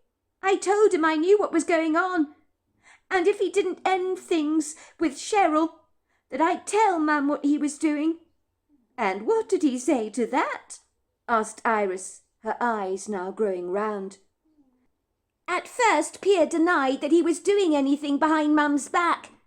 Then I told him I knew what he was doing with my hot chocolates, and I told him I'd heard everything. So finally he admitted that it was true, that he was seeing this woman called Cheryl. But he told me if I told Mum about any of this, it would break her heart. And did I want to have that on my conscience? Ah, so he cleverly manipulated you, did he? Said Iris, unable to hide the burgeoning disgust that was growing on her face. You know your Uncle Ken knew that Pierre was no good. I'm glad to say your very astute, discerning uncle was not taken in by that man, but I'm ashamed to say I was completely seduced by that incredibly sexy French accent of his. What an idiot I was. Well, that's because most women are taken in by him, said Jake matter-of-factly. They don't know what a snake in the grass he actually is. I just wish I had told my mother, Aunt Iris, what was going on. I wish I wasn't such a wimp. I never expected my mother to come home a day early from her business trip, and then to find Pierre sleeping in her bed with another woman. It never ever even crossed my mind that something like that would happen. I can't imagine what it must have been like for Mum to walk in on that scene. But I know what happened, and I guess Mum just lost it when she finally found out what had been going on behind her back all this time. My mother's always been emotionally fragile, Aunt Iris, but I know you know that already. She's the kind of person you treat very gently, with kid gloves, like a piece of fragile porcelain, if you know what I mean. I'm well aware of how fragile your mother was, Jake, so I can't imagine how dreadfully upsetting and very distressing it was for her to return home from her business trip, to walk into her own apartment, into her own bedroom, and to be confronted with such an abysmal scene. I can't imagine, said Iris, shaking her head furiously. I know Pierre's cheating was what made my Mum overdose on pills. I know that's the reason she's dead, and I blame him. He's the one that killed my mother. He's a murderer. He's a murderer. He killed her, Aunt Iris. Well, your mother was a very sensitive soul, wasn't she, Jake? As you were saying, it was all too much for her. In the heat of the moment, I think she was overwhelmed by the horrifying discovery that made her feel hopelessly insecure and vacuously empty, as if everything she had ever known and loved had crumbled in her hands rather like a cookie. Sometimes, Jake, in a moment of desperation, when you feel that you've lost your anchor in this world, you can be tempted in that moment, in that second, to overreact. When you feel as if your life has come to a crashing end. Your mother just grabbed a bunch of pills without really thinking about what she was doing, and I'm sure that was the case, and Ken, your Uncle Ken, definitely believes that. And in that moment she decided to anesthetize herself. Perhaps she even wanted to die. But I am certain that in the cold light of day she wouldn't have made such a foolish, impulsive decision, because she wouldn't want to leave you, Jake. Of that I am most certain. Your mother went to the ends of the earth to fall pregnant with you. Let me tell you, she would never have willingly left you like she did. What she did was just purely impulsive. Mum could get very overwhelmed, said Jake. I think you're right, Aunt Iris. She impulsively took those pills, not thinking about the consequences of her actions. And you're right, she'd have never wanted to leave me, because she loved me too much. I did know that Cheryl was in our house that night, and I was so angry, because the one thing that Pierre had promised me was that he'd never bring Cheryl back into our apartment. But he did. I couldn't believe he'd broken his promise to me like that. And you did nothing about it? No, I did nothing about it. I just couldn't, Aunt Iris. But I decided that when Mum returned from her business trip, I was going to tell her absolutely everything that Pierre was getting up to behind her back. I just couldn't go on any more seeing him humiliate her like this, rob her of her dignity and self-respect. I knew I couldn't let it go on for a moment longer. I had to put a stop to it. I went to sleep that night and woke up in the early hours of the morning to hear a huge commotion going on in the hallway. I could hear loud voices, lots of cursing and shouting, and Cheryl saying some cruel, nasty things to Mum, like, Pierre loves me, and it's not you he loves. You mean nothing to him. If you want to know the truth, he's been using you all this time. Sorry to break it to you, love, but you're not all that, and Pierre's not into you. Tell her the truth, Pierre, that you don't love her, that you love me. Go on, do it. She might as well hear it from the horse's mouth, don't you think? I heard Pierre pleading with my mother and saying, Don't listen to a word that Cheryl is saying. She doesn't know what she's talking about. It's you I love, Tina, only you. There's never been anyone else but you. I just got a little lonely while you were away, that's all. So I brought Cheryl into the apartment, just for a little fling, but it meant nothing. Of course, when he said that, Cheryl was very indignant. She began to scream at him. Why are you lying to her, Pierre? Why are you telling her porkies? The cat is out of the bag. You might as well tell her the truth. Tell her exactly what you told me. Tell her how pathetically needy she is. That was when I heard my mother scream, Get the hell out of my apartment. I never want to see either of you ever again. Do you understand that? Mum began to throw Pierre's shoes and clothes at him. I've never seen her look so furious. I was standing secretly behind my bedroom door, watching the whole thing transpire. I think Pierre was very shocked by my mother's indignance, because Mum's such a gentle person normally. It took a lot to make her angry. I remember Pierre looked so pathetic, Aunt Iris, standing there in the hallway completely naked. He was getting his clothes thrown at him by my mother. He must have been so humiliated, eating all that humble pie, so to speak, while Cheryl had to call an Uber taxi to take them back to her apartment. Pierre was begging my mother to listen to him, but my mother told him there was nothing to say, she'd seen enough. Good for your mother, said Aunt Iris approvingly. At least she stood up for herself, Jake. But no doubt she was absolutely devastated by what had just happened. And, of course, hearing Cheryl telling her that Pierre had only been using her all this time. That must have hurt her like hell. Oh, it was too awful for words, Aunt Iris. My mum was so crushed, I could see the despair in her face. Of course, Pierre was all over her, trying to worm his way back into his life. He had no shame. He kept telling her how much he loved her and how he didn't really love Cheryl. I think he realised his gravy train had come to an abrupt end, and he didn't like the thought of that. You do realise, Aunt Iris, Mum paid for everything in their lives. Pierre contributed to nothing. He never even tried to look for a job. He told my mother he'd be in touch when she finally calmed down. That night after they left, my poor mother crumpled down at the foot of the stairs. She began to sob her heart out. I'd never seen her so distressed before. I so wanted to go over to her, to comfort her, to tell her that everything would be all right, and that she was, well rid of that scoundrel, so to speak. But I couldn't do it, Aunt Iris. I didn't know what to say. In the end, I thought maybe I should give my mother some space, to let her come to terms with what had happened. Eventually, my mother got up from her position on the floor, and she went up the staircase. She ascended the staircase with a heavy heart, like an old woman, if you like, as every step was like a burden for her to overcome. I returned to my bedroom and couldn't sleep for a long while. Then I heard these loud thumping sounds.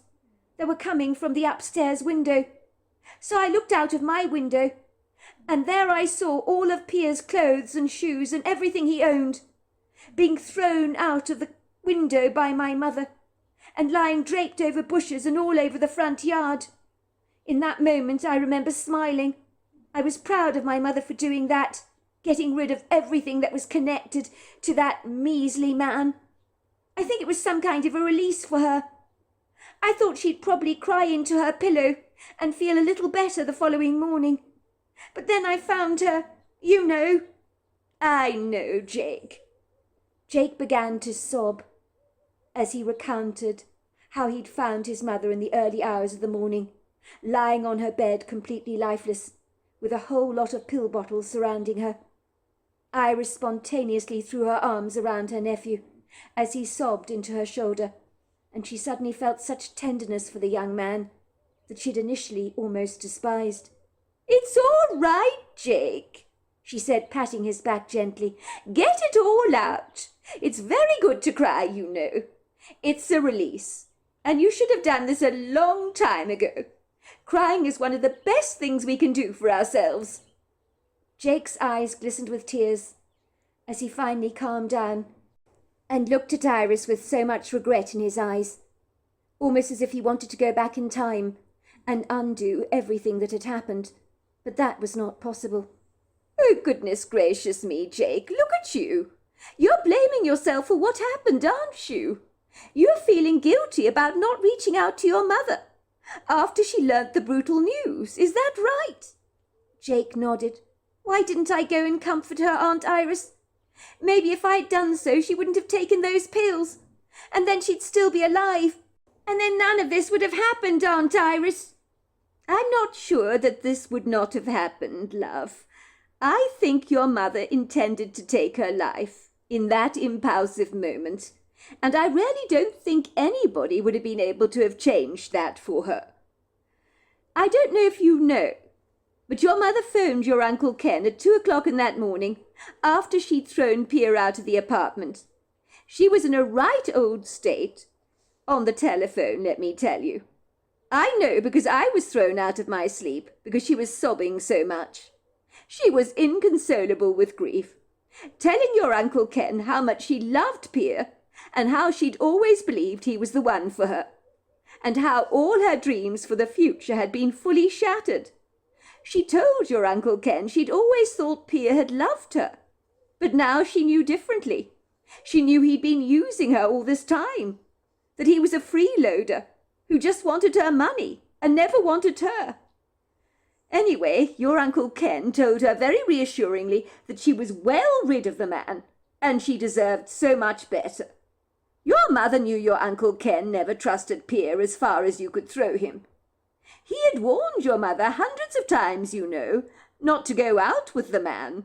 But your mum was like a lamb to the slaughter. She failed to see what a tow rag that man was. But you know, your mother always saw the best in everyone, didn't she? By the end of that telephone call, your mother was talking in a futuristic tone of voice. She was saying things like, "I'll never go on a dating website ever again," and stuff like that. Not the kind of words you'd expect to hear from someone that is intent on taking their own life. Her responses seemed somewhat healthy, although bizarrely at the end of that telephone call she did say to Ken that he mustn't forget how much she loved him. At the time those words were not a red flag to Ken, but now your uncle wonders if you know that she was planning to take her life after the phone call had been completed, as if she'd called him up to just say goodbye. At the time I thought Ken had done an excellent job in calming your mother down. If your uncle had believed for a single second your mother was at risk at taking an overdose of pills, he'd have done something at once to stop her. So I very much doubt any comfort you could have offered your mother would have made any difference, if that helps at all, love. Iris noticed an immediate relief washing over Jake's young face, almost as if a weight had been lifted off his shoulders. If Uncle Ken couldn't talk Mum around, if he couldn't succeed in calming her down, then I certainly couldn't have done so, said Jake very solemnly. Mum always listened to Uncle Ken. There you go, then, said Iris, smiling warmly at her nephew. So you see, none of this is your fault, Jake. I won't lie to you, Jake, because we're both being very straight with each other. Hand on heart, I hasten to say when your mother took her own life, I thought it was the most selfish thing of her to do, especially given she was leaving you behind.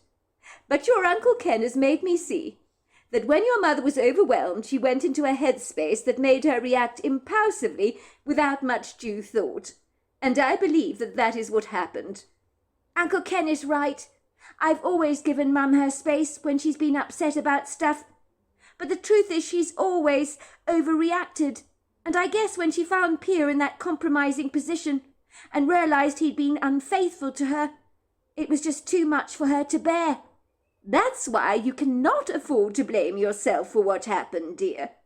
Do you know your Uncle Ken told me that your grandmother would say that your mother was too sensitive for this world when, she was growing up as a girl. She was way too sensitive for this world, Jake agreed. How is the counselling going, Jake, if you don't mind my asking you?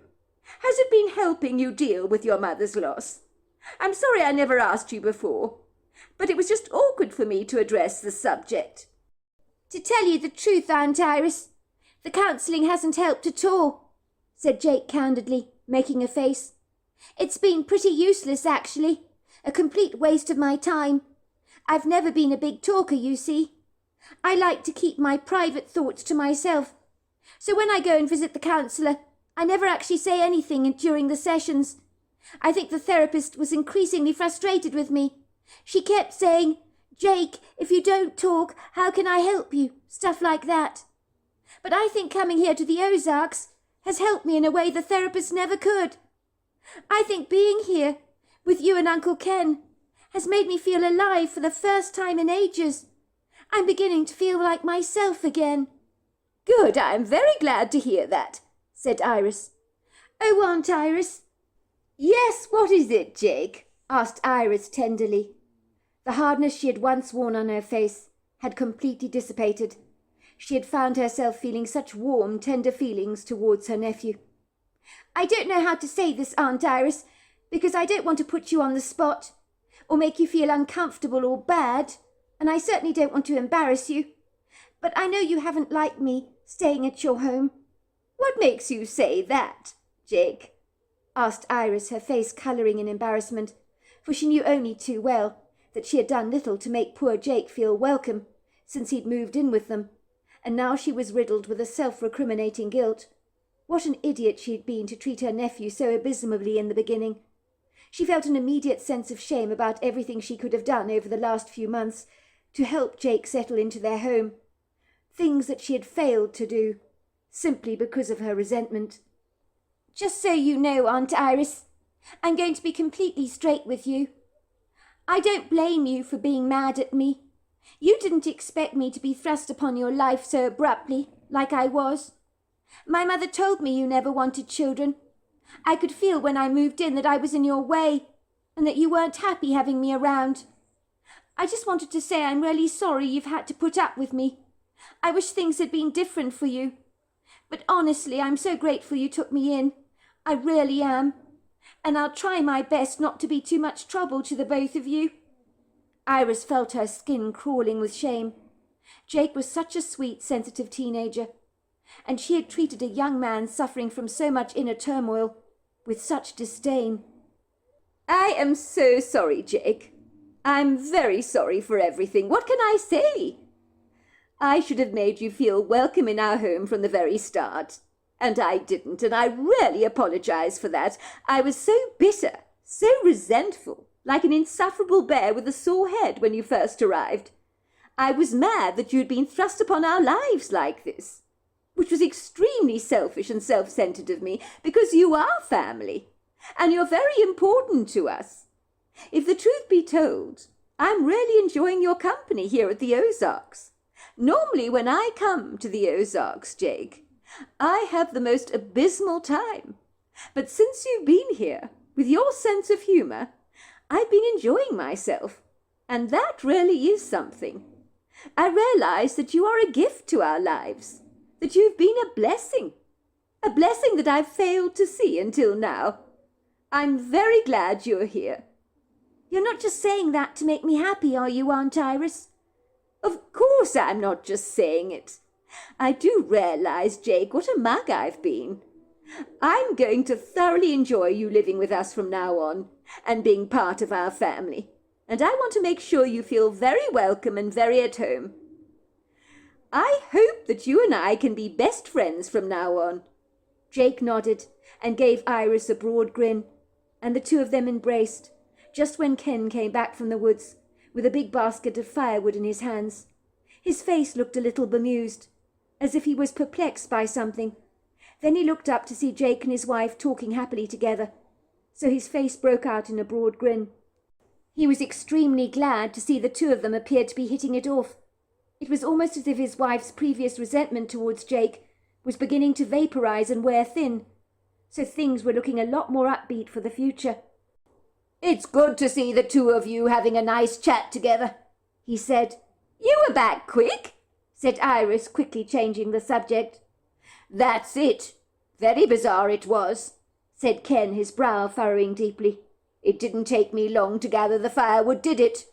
As I say, it is completely bizarre.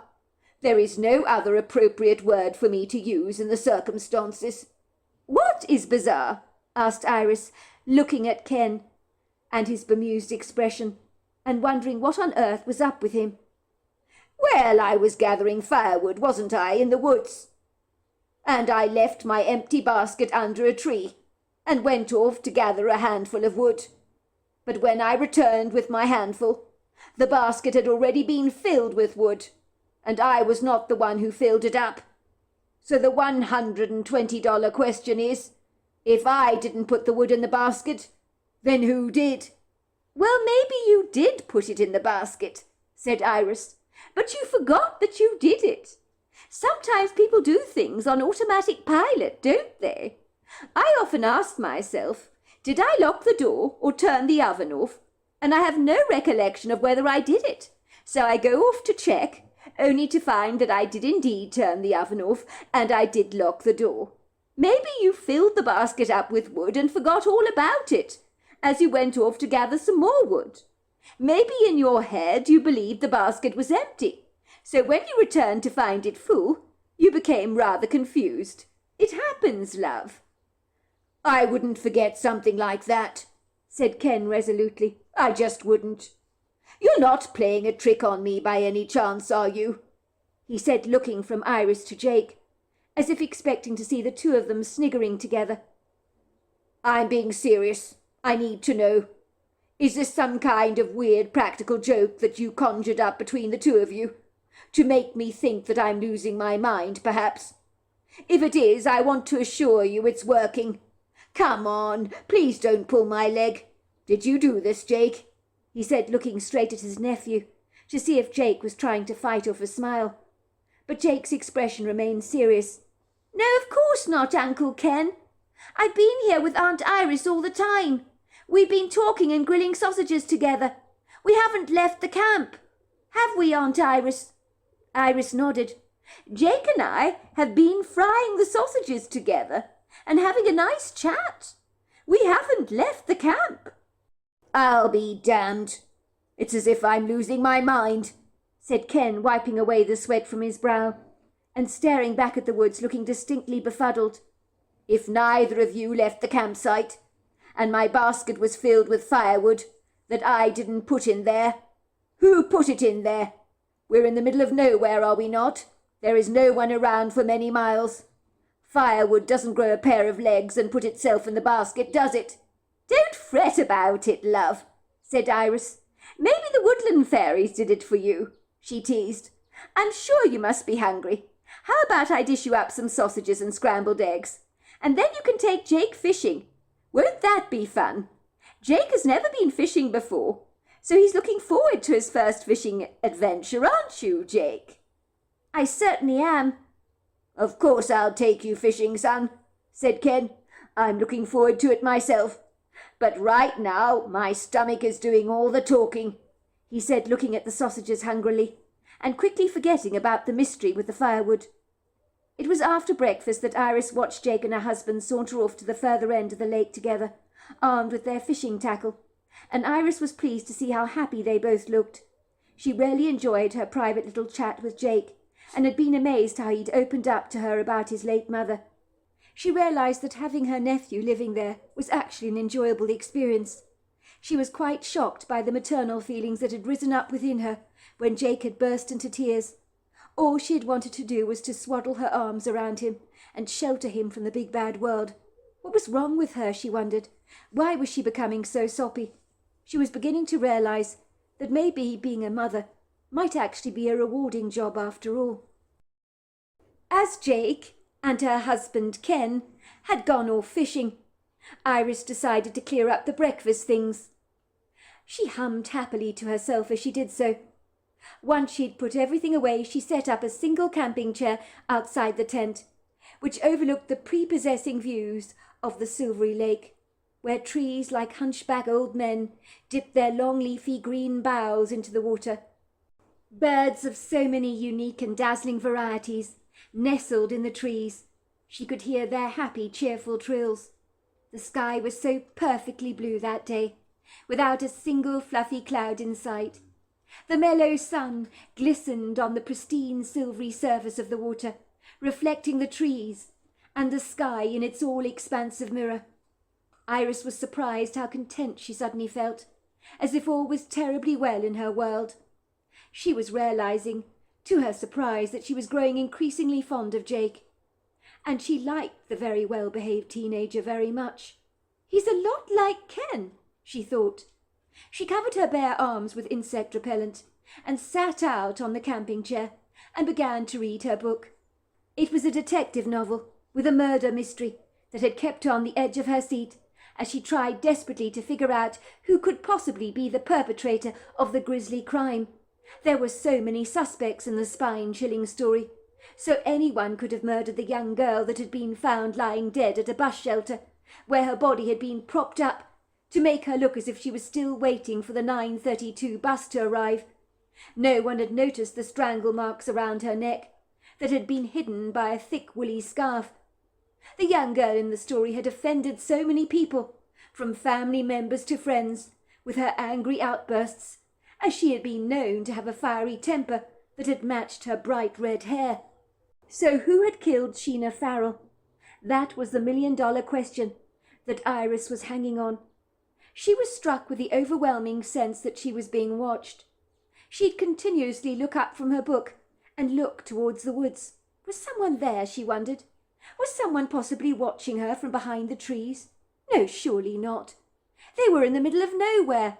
It was her imagination playing tricks on her. Of course it was.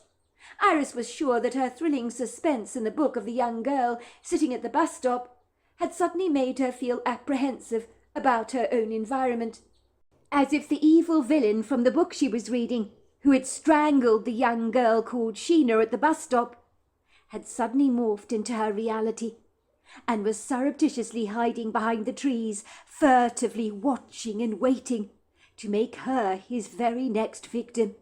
"Oh, don't be ridiculous," Iris reprimanded herself. "You're reading a story, for goodness sake, a fictitious story. Don't get carried away, woman." Iris glanced over at the distance and could see both Jake and her husband fishing, and she chastised herself for being so overwrought. Maybe she shouldn't read impressionable stories like this, that tickle your nerves when you're camping out in the middle of nowhere, she thought, because the power of suggestion can be a formidable foe. The day was so prepossessingly beautiful, the sun generous in her congenial warmth as it caressed her arms, and then suddenly she found her eyelids fluttering, as if they were struggling to fight off the need to remain open. But it was a losing battle that Iris was losing quickly, as she surrendered to the silent urges of sleep. Iris woke with quite the start, wondering how long she'd been fast asleep. Something appeared to be tickling her feet, so she looked down at her feet to find on the ground was a huge bunch of alpine flowers. They were so beautiful. She assumed Jake must have gathered them for her, and the kind gesture filled her heart with a warm feeling. What a lovely thing for him to do! What a lovely, delightful teenager he is, she thought. She glanced towards the two figures fishing at the end of the lake. Jake must have gone off on his own and picked those flowers especially for me. Bless his cotton socks. Of course, they won't last terribly long, but I will put them in a glass of water nevertheless, and enjoy them while they last. What a kind thing of him to do. She marvelled that Jake, in the middle of the fishing trip, had managed to go searching for flowers especially for her. I don't know why I ever had doubts about that lovely young man, she thought to herself. He's an asset to our family. It was a while later, when Jake and Ken returned from their fishing, laughing and chatting happily together, that Iris found herself filled with so much love as she stared at the two of them. Jake was holding up a large fish. "Look what I caught, Aunt Iris. This is the first time I've ever fished, and I got a much bigger fish than Uncle Ken did. Uncle Ken only got 2 stragglers. Didn't you, Uncle Ken?" "He's got the magic touch for sure," said Ken, presenting the tiny fish to his wife, while Jake very proudly presented his big fish. "You've excelled yourself, Jake," said Iris, impulsively rushing towards him to give him a big hug. "What was that for, Aunt Iris?"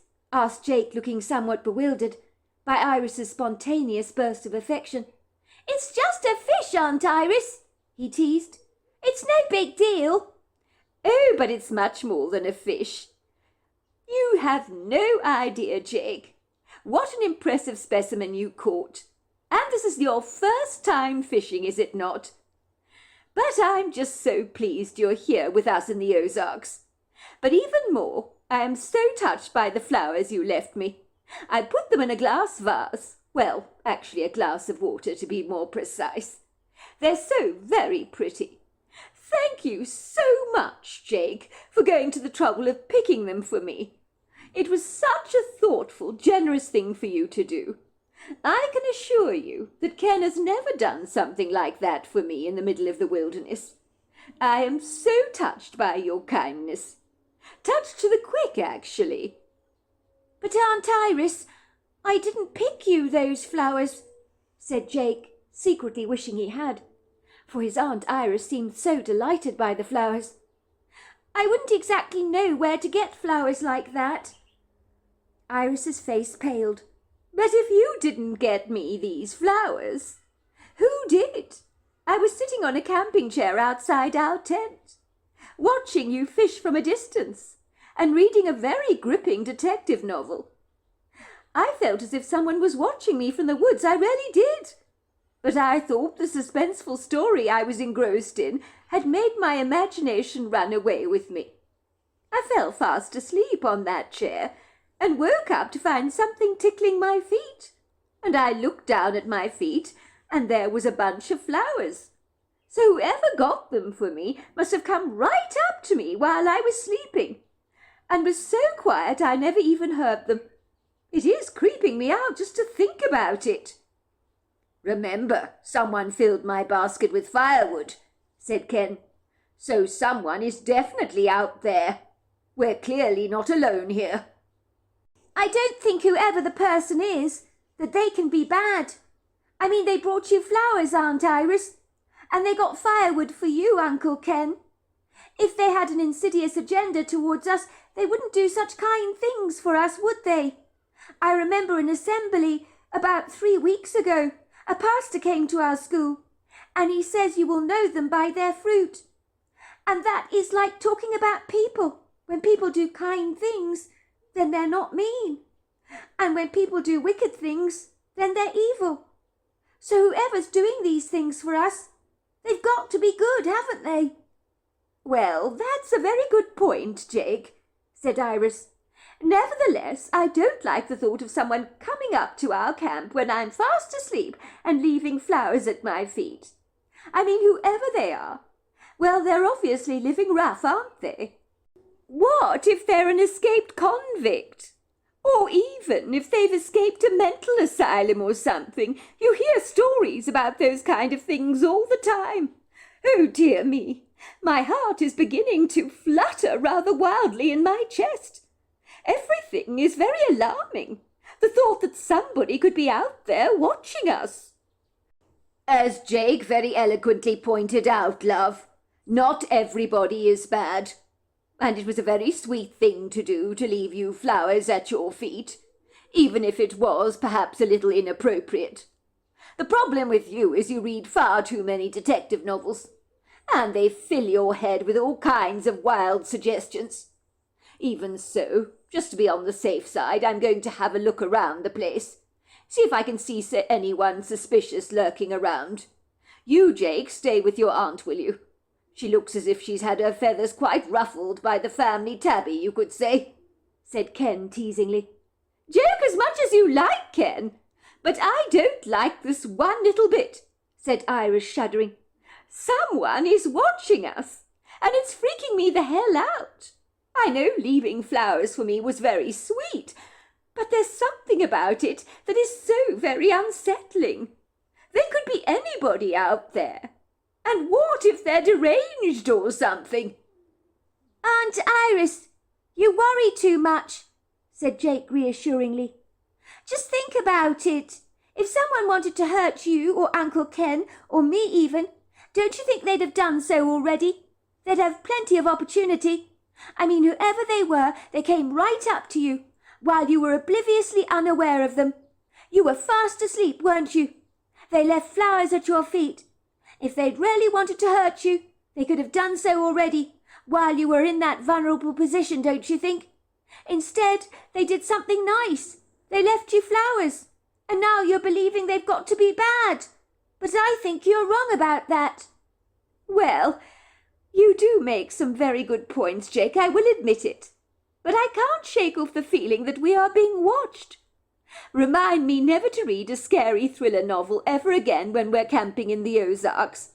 It's a bad idea, let me tell you. Let's just say I'm feeling incredibly disquieted by these strange, outlandish happenings. I don't like too much enigmatic mystery in my own life. Personally, I like mystery to remain in the books I am reading, not to become a part of my own life. I hate not knowing what's going on, because I don't know whether I should be worried or not. When Iris's husband Ken returned from his walk, he looked very reassured and content. There's not a single soul around the place. Everything is exactly as it should be. We're in the middle of the sticks, aren't we? I don't think we've got anything to worry about. Let's enjoy our camping trip, shall we? And have lots of fun. Don't forget, I've got a machete and some bear spray. So if anybody launches an attack on us, Well, I can surprise them, can't I? It's not funny. Ken, I can see you're thinking this is all a big joke. But I have reason to be very, very concerned.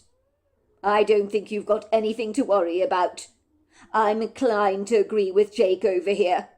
If there is a deranged weirdo out there who wishes to harm us, he'd have done so already.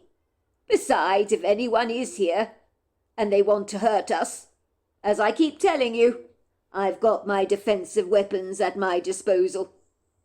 Oh, honestly, Ken, you really love winding me up, don't you? As if this is all some great big joke. I'm sorry, but I don't find it remotely funny.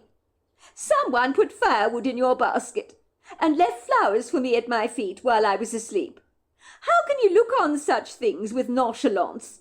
I just don't understand it one little bit. Because what they did was nice, said Ken. It was a sweet thing to do. Maybe there's a hermit living out there somewhere. That would make perfect sense to me. Perhaps he hasn't seen any life around these parts for ages, but keeps himself to himself. But decided, when he saw us lurking around, to show us some kindness. And what's wrong with that? You really think so? Asked Iris, looking rather sceptical. Yes, I do, as a matter of fact, said Ken. It's an explanation that makes sense to me.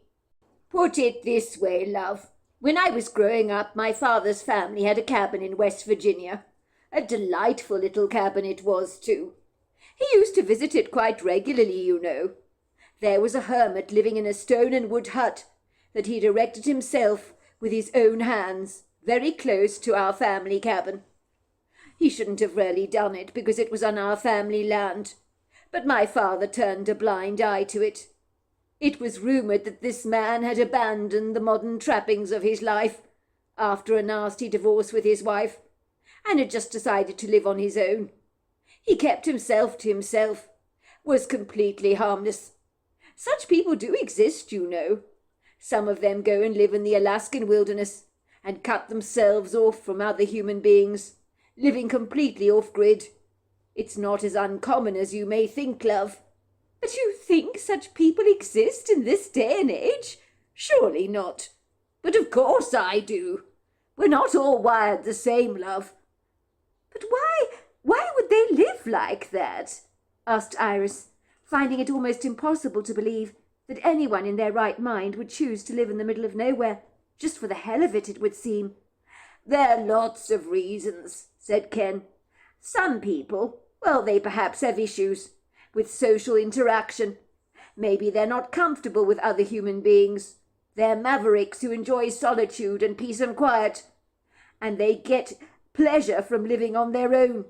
They have no interest in the material world at all, and all its shallow trappings.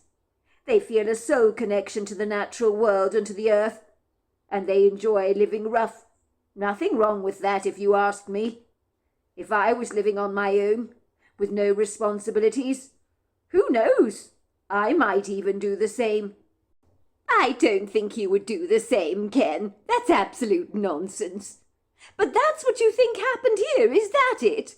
A hermit suddenly decided to leave me flowers, said Iris, trying to make sense of the strange experience. Well, I can't think of a better explanation, can you, love? Asked Ken. Unless, of course, there are lone campers. Well, there's a lone camper out there, trying to show us a little kindness. So you think we're not in danger?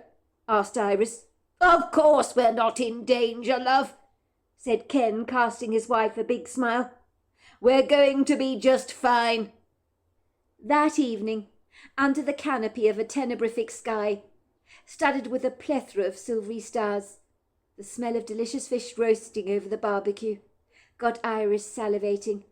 It was such an exquisitely beautiful night, as she stared out happily towards the silvery lake, seeing the entire Milky Way reflected on its shimmering surface.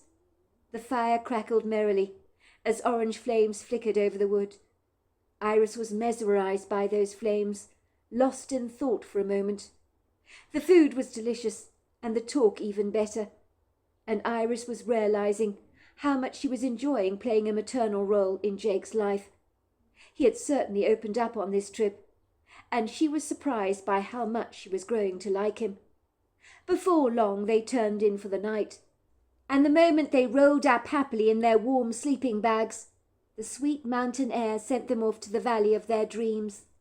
It was early in the morning, before the dawn had finally broken, that Jake woke with a start. He could hear someone moving outside their tent. The front part of the tent seemed to be shaking a little. There was a shuffling sound. What the hell, he thought. Someone is definitely out there. Was it the hermit, he wondered, coming to investigate their campsite in the middle of the night, or early morning rather, while they were all blissfully unaware of this and fast asleep? Whoever he was, this hermit obviously enjoyed being elusive. Curiosity got the better of Jake, so he hurriedly scrambled over to the door of the tent and unzipped the interior. He was suddenly hit by what felt like an ice-cold hand. Jake almost jumped out of his skin with shock, until he realized the ice-cold hand was a huge fish that was swinging backwards and forwards like a pendulum, and seemed big enough to feed at least over 8 people. It had been skillfully hung on the door of the tent, threaded by a long piece of leather, and it had swung straight into his face, giving him the shock of his life. For a brief moment he thought he'd been ambushed by a stranger, but instead the only thing hitting him hard in the face was a freshly caught fish. Who was doing these nice things for them, he wondered? Who was this hermit living here in the Ozarks that was keeping an eye on them?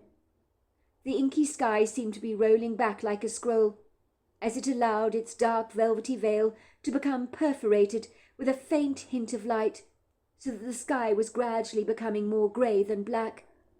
Jake began to adjust his eyes to the light, and that was when he observed the distinctive silhouette of what appeared to be a large human being, with an extremely large torso, moving swiftly through the trees and walking away from the campsite.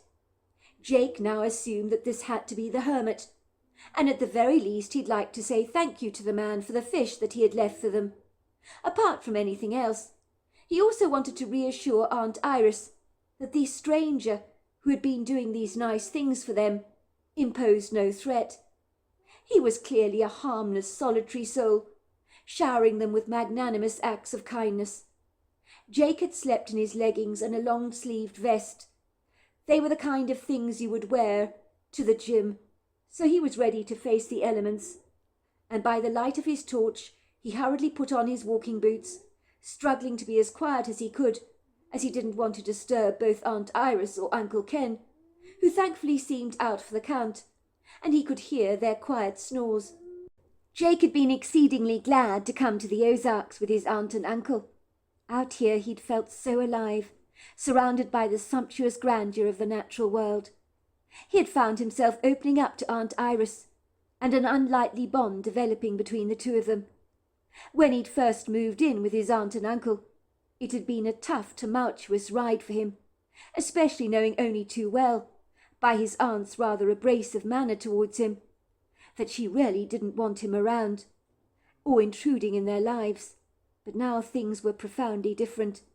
There had been a big shift since all 3 of them had come to the Ozarks, and for the first time since Jake had lost his mother, he felt genuinely happy. Could it be that the tide had turned, and things were going to get better from now on? He was pretty sure they were. Aunt Iris had profusely apologized to him for being so unwelcoming to him in the beginning, but he realized his hard-hearted aunt, whom initially he'd really disliked, was actually a warm, very loving woman. Jake cautiously crept out of the tent. Even if his uncle or aunt were to hear him shuffling around, they might just assume he was answering a call of nature. Once Jake was outside the tent, he hurriedly stepped up his speed, because the stranger had all but disappeared. Jake quickly scrambled away from their campsite, over some jutting rocky appendages in the ground and uneven turf, and made his way down the windy, heavily overgrown trail through a labyrinth of trees. He was delighted that the morning was beginning to show her pretty face, as a golden sunrise gladly began to dust the sky in fragments of gold glitter that was beguilingly beautiful. A cool breeze nuzzled his neck, as he tried his level best to follow the rambling, chaotically disorganized path through the trees, where burgeoning creepers, vines and ferns of every kind fought against each other rambunctiously to gain as much ground space as they possibly could. Jake used his torch very carefully in the woods to navigate his way through the tangled vegetation. He wasn't precisely sure where he was going, but he wasn't too bothered about that, because he was determined to find the hermit. In the distance, Jake was sure that he could see a shadowy silhouette again. That's the hermit, he thought, almost shuddering with delight. Jake hurriedly ran forwards, trying desperately to catch up with the shadowy stranger. "Excuse me, sir!" he cried out. "Excuse me!" All of a sudden, with Jake's attention diverted towards the stranger, and not focusing on where he was going, he hit his head so hard against a formidable overhanging tree branch that packed him such a mighty punch that everything went completely black, and he lost consciousness as he fell onto the ground in a muddled heap. His head was throbbing as he managed with difficulty to open one of his eyes, but it felt as if his eyelids were stuck together with superglue. He felt disorientated, with a similar feeling you have when you're waking up from a long, drawn-out surgical operation, where everything around you seems so ambiguously abstract and foggy, so indefinitely vague. Jake felt as if he was looking at everything through a veil, so that nothing seemed distinct or clear. Where was he wondered, trying his level best to make sense of his new environment that didn't feel remotely familiar. He could hear two people's voices. At first he thought it must be his aunt and uncle, that were engaged in a deep conversation together, but he realized it was not their voices he was hearing, but two voices, strange voices, speaking in a peculiar language, the likes of such he'd never heard before. "Makila, ilagilono, agonotola, pasila, agilani, asokola batina, shokolisa, hilapi, kwelasikwa." The throbbing headache that was hammering in his head had made his vision somewhat distorted and blurred, and even with one eye beginning to open, his vision seemed impaired. He couldn't comprehend exactly what he was seeing. Surely he was in his sleeping bag back in his tent, having a weird dream of some kind that he'd ultimately be laughing about in the morning with his aunt and uncle. The walloping headache on the side of his head made him feel as if he'd been hit by a sledgehammer. Jeff could not easily raise his head, but he was very conscious the voices he heard were not familiar, and certainly the unorthodox language they were speaking was outlandishly strange. And furthermore, the speed at which these people were speaking together, backwards and forwards, was very impressive. This was the moment of realization that suddenly made Jake almost jump out of his skin, and he would have done so if he'd not been weighed down by the headache from hell that appeared to be anchoring him to the ground, as if he was trapped under a forklift truck and was incapable of being able to move. Jake felt dizzy and nauseously sick. Where was he wondered again. He was not at home, that was for sure. Nor was he in the tent in his sleeping bag, lying next to his aunt and uncle in the Ozarks. His memory came back to him in waves, pitiful waves at that. And then an understanding appeared to be born. A vague, rather blurry memory was triggered and began to play itself in Jake's head, like a video recorder. He began to fit the pieces of the jigsaw puzzle together. He remembered following the hermit into the woods, and then everything suddenly going black. He wondered if possibly the hermit had attacked him, hitting him hard across the head. It would certainly explain his banging headache. Was he in grave danger, he wondered? Was this hermit he had followed into the woods some kind of deranged lunatic? The idea made his skin crawl in horror. He tried to wake up, but it was a struggle. The heaviness seemed to keep him pinned to the ground. He couldn't move. He tried to wiggle his hands and feet to ensure that they hadn't been shackled by some kind of restraint. But he felt so foggy, so out of it all, as if he'd been heavily drugged. He realized the scratchy feeling from his back was from the ropey tangle of roots on the forest floor. So he was definitely lying on the forest floor. And he could hear the birds in the trees above his head, singing cheerfully. He needed to find out what was going on, but his abject confusion seemed to hijack his full grasp of reality. Jake suddenly decided to tune into the conversation the people were having. Maybe he'd be able to comprehend what they were saying. One of the voices was light, airy, and almost floaty. It sounded distinctly female. The other voice was deep and husky, and was definitely male. The two people, whoever they were engaged in some kind of heated exchange, almost as if they were arguing about something that neither of them could agree on. Jake couldn't believe there were two people out here in the Ozarks. He'd remember following one person most specifically. Were there a couple of foreigners camping out here in the woods? But what language were they speaking? After a while, when the conversation became more mute, he could feel a cool, very large hand feeling his forehead, and then the voices continued all over again. And that was when Jake realized one of the voices was light, airy, and almost floaty. It sounded distinctly female. The other voice was deep, demanding, husky, and very authoritative. It was definitely a male voice. The two people, whoever they were engaged in some kind of heated exchange, almost as if they were arguing about something that neither of them could agree on. Jake couldn't believe that there were two people out here in the Ozarks. He had remembered specifically following one person into the woods. Were there a couple of foreigners camping out here in the woods? But what language were they speaking? After a while, when the conversation became mute, he could feel a cool, very large hand feeling his forehead, as if testing his temperature. And then the voices continued again, and that was when Jake realized the two people were talking about him. But the voices showed concern rather than any ill intent, so maybe he wasn't in danger after all. After a mighty struggle, Jake managed to sit up, but his hand went straight to his head, as the pain in his head was excruciating. He was seeing stars, so he could see the blurry outlines of two figures that seemed gigantic in size. His vision was seriously distorted. The cold hand was on him again, patting him gently and saying some soft, soothing words. He didn't understand the nurturing female voice.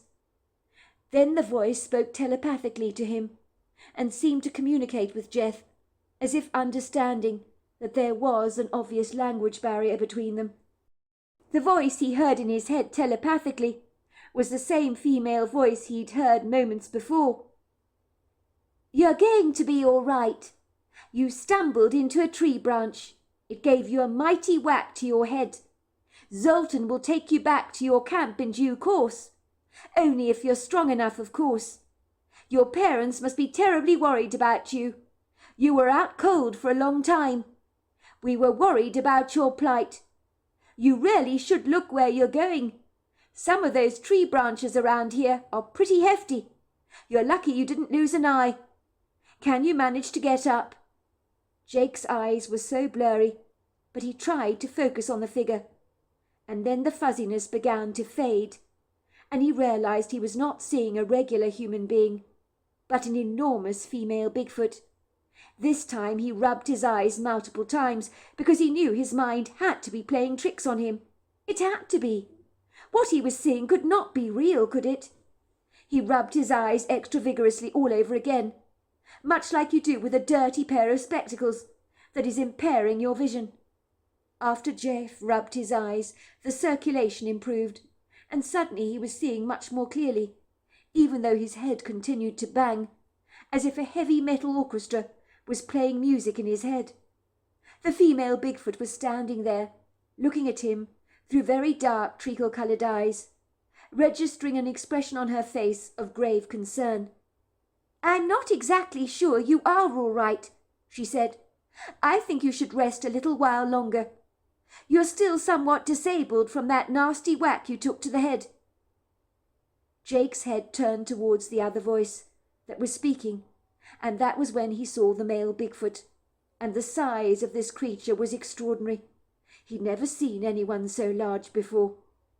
Jeff was sure his eyes were now standing on stalks, because these two massive gargantuan Bigfoots were easily between 9 and 10 foot tall, with bodies masterfully built, powerful shoulders, and extraordinary chests that seemed to ripple with muscle definition. Both of the burly Bigfoots were covered with black hair. The female Bigfoot had a large streak of white hair running down her right arm, which was extremely distinctive. If Jeff had seen these Bigfoots close up and personal, in normal circumstances, he'd have been terrified out of his skin. But he knew he was in the presence of two of the kindest creatures you could ever hope to meet, for they seemed to care passionately about his welfare. The male Bigfoot turned around to talk to Jake directly, his words translating into his head in English. "We've been both arguing about what to do about you. Should we keep you here until you feel stronger, or would you like me to carry you back to camp? I don't think you'll be able to walk on your own. I worry that your parents might be extremely alarmed if they find you are missing."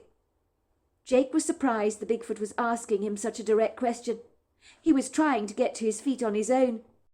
But the female Bigfoot assertively put a hand on him to discourage him from attempting to do this. "You're not strong enough to walk," she said. "If you get up, you'll pass out again. Would you like to stay here a little longer, or would you like to be taken back to your camp? We cannot decide what we should do with you." "How long have I been like this?" asked Jake. "Long enough," said the male Bigfoot. "Why were you following me into the woods so early in the morning, when the sky was still grey? It's very dark and foreboding in these woods. There are a lot of big, lofty trees in here, with treacherously overhanging branches that can knock you out cold. You're lucky that the branch did not kill you. You've got scratches all over that face of yours, and you look like a sorry sight indeed. You appeared to be calling after me, and when I turned around I saw you being flung to your feet by that branch. You were out cold. I tried to wake you up. You gave me quite the start, you did. What did you want with me?" "I just wanted to thank you for the fish you left us, the flowers you left my Aunt Iris, and for the firewood you collected for my Uncle Ken. We didn't know who was doing these nice things for us, you see." "I like to help out wherever I can," said the male Bigfoot. "I thought it would be a nice thing to do to leave some flowers for the sweet lady. I left a large fish outside your tent because I could see the old man rarely struggle to get any decent-sized fish on his line. So I thought I'd lend him a helping hand." "Well, thank you all the same," said Jake. "To answer your question, I'd like to get back to my camp if I may. But, like you were saying, I don't think I can walk." Jake tried to attempt to struggle to his feet, but it was useless. As the moment he got up, his head became profoundly dizzy, and he started to see stars. And then he passed out again, everything going black. Jake woke up moments later when he felt a slight jolting sensation, and he could feel a large pair of arms wrapped around him, and feel the rise and fall of a powerful chest. He realized he was being carried back to his camp by this powerful, kind male Bigfoot that smelt so earthy. He closed his eyes again, feeling no worry or fear. He knew the male Bigfoot would take him safely back to camp. And that was all that mattered, because he knew he'd be safe with Aunt Iris and Uncle Ken. His head was still throbbing violently, but the pain gladly went away when he drifted off into a deep sleep. How long the Bigfoot carried him for he didn't know, for he was out for the count, and had only a vague memory of being carried back to camp. Back at the tent when the dawn had broken, Iris was the first one to rise out of her sleeping bag. Her back felt stiff and exceedingly uncomfortable. She hated sleeping in the tent on the ground, and was desperately missing the comfortable mattress of her king-size bed at home that offered her so much support. Her back was killing her. She knew that this outrageously aggressive outdoor lifestyle was not for her. At least next year, she persuaded herself, the family holiday would be much more luxurious. She could see herself happily sunning herself very contentedly on a glorious beach, with long stretches of golden sand, and a sea that was an aqua blue colour, somewhere tropical, she thought, where they would book into a luxury hotel. She could see herself drinking luxurious cocktails out of a coconut while watching the sun set over the ocean. She'd go somewhere with 5-star menus and a superb spa where her aching muscles would be soothed by a professional masseur. Right now she could well do with a massage, as every wailing muscle in her entire body was crying out in abject agony. But Iris knew she'd potter along until this trip was over. Where was everyone this morning, she thought? The tent seemed to be very quiet, and for a brief moment she thought that no one was there and she was all on her own. She realized a soft snore was coming from her husband's sleeping bag. He was lying in such a flat position. Was it any wonder she thought that he wasn't even there at all? When she looked at the corner of the tent where Jake was, well, where he was supposed to be sleeping, that was, she noticed his sleeping bag was completely empty. She suspected he'd gone off to answer a call of nature. Either that, or maybe he'd done a bit of exploring all on his own. He was 14 years old, after all, and a sensible, very reliable young man, so she was certain they didn't need to worry very much about him. She knew Jake was thoroughly enjoying his trip to the Ozarks as much as her husband was. The two of them were getting on like a house on fire, it would seem. It really was like Jake had become the son her husband had always wanted. Iris had noticed that when the pair of them had returned from the lake the previous afternoon, that both Jake and her husband had rosy glows to their faces. They had looked relaxed and content, like two people that had enjoyed each other's company very much. Jake would probably consider the holiday that Iris was planning for next year to be a tad on the boring side, but that was too bad, because civilization was Iris's middle name, and there was nothing remotely civilized about collecting water in the morning and having to boil it thoroughly to ensure it was safe to drink. Iris realized she suddenly felt extremely hungry. Her stomach was grumbling. She thought it would be rather nice to make some jungle oats porridge for breakfast, along with a cup of much-needed coffee. She let out a huge yawn. Why was she so famished, she wondered.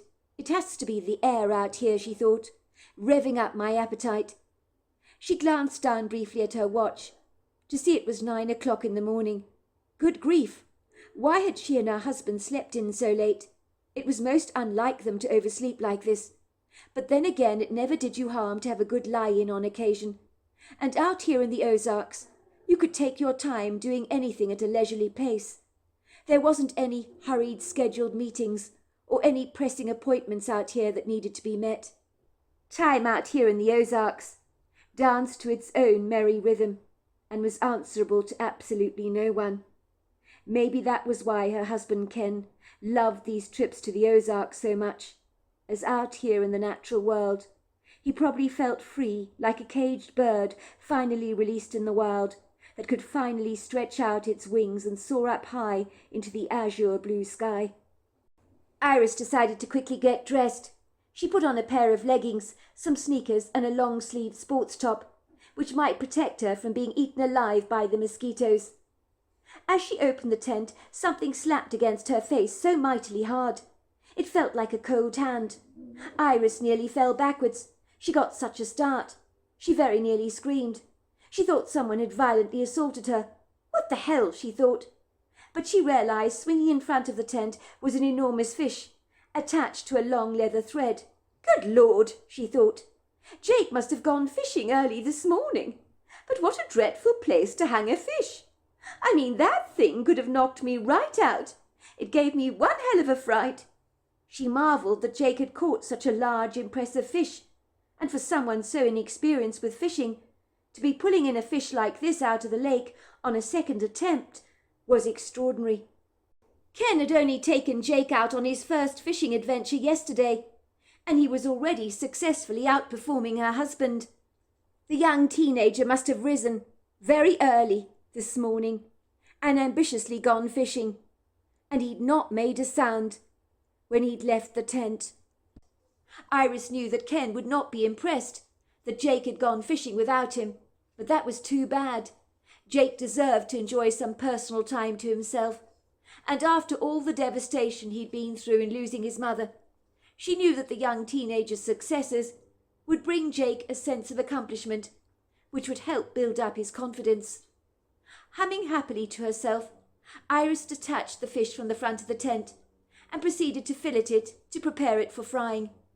She dipped the pieces into a bag of seasoned flour, and then she put them onto a skillet on the gas burner and threw garlic butter and lemon juice over the pieces of fish. The smell was absolutely delicious, and she knew eating fish for breakfast would be far more satisfying than the oatmeal porridge would have been. It was such a magnificently beautiful morning, but it felt so much earlier than 9 o'clock.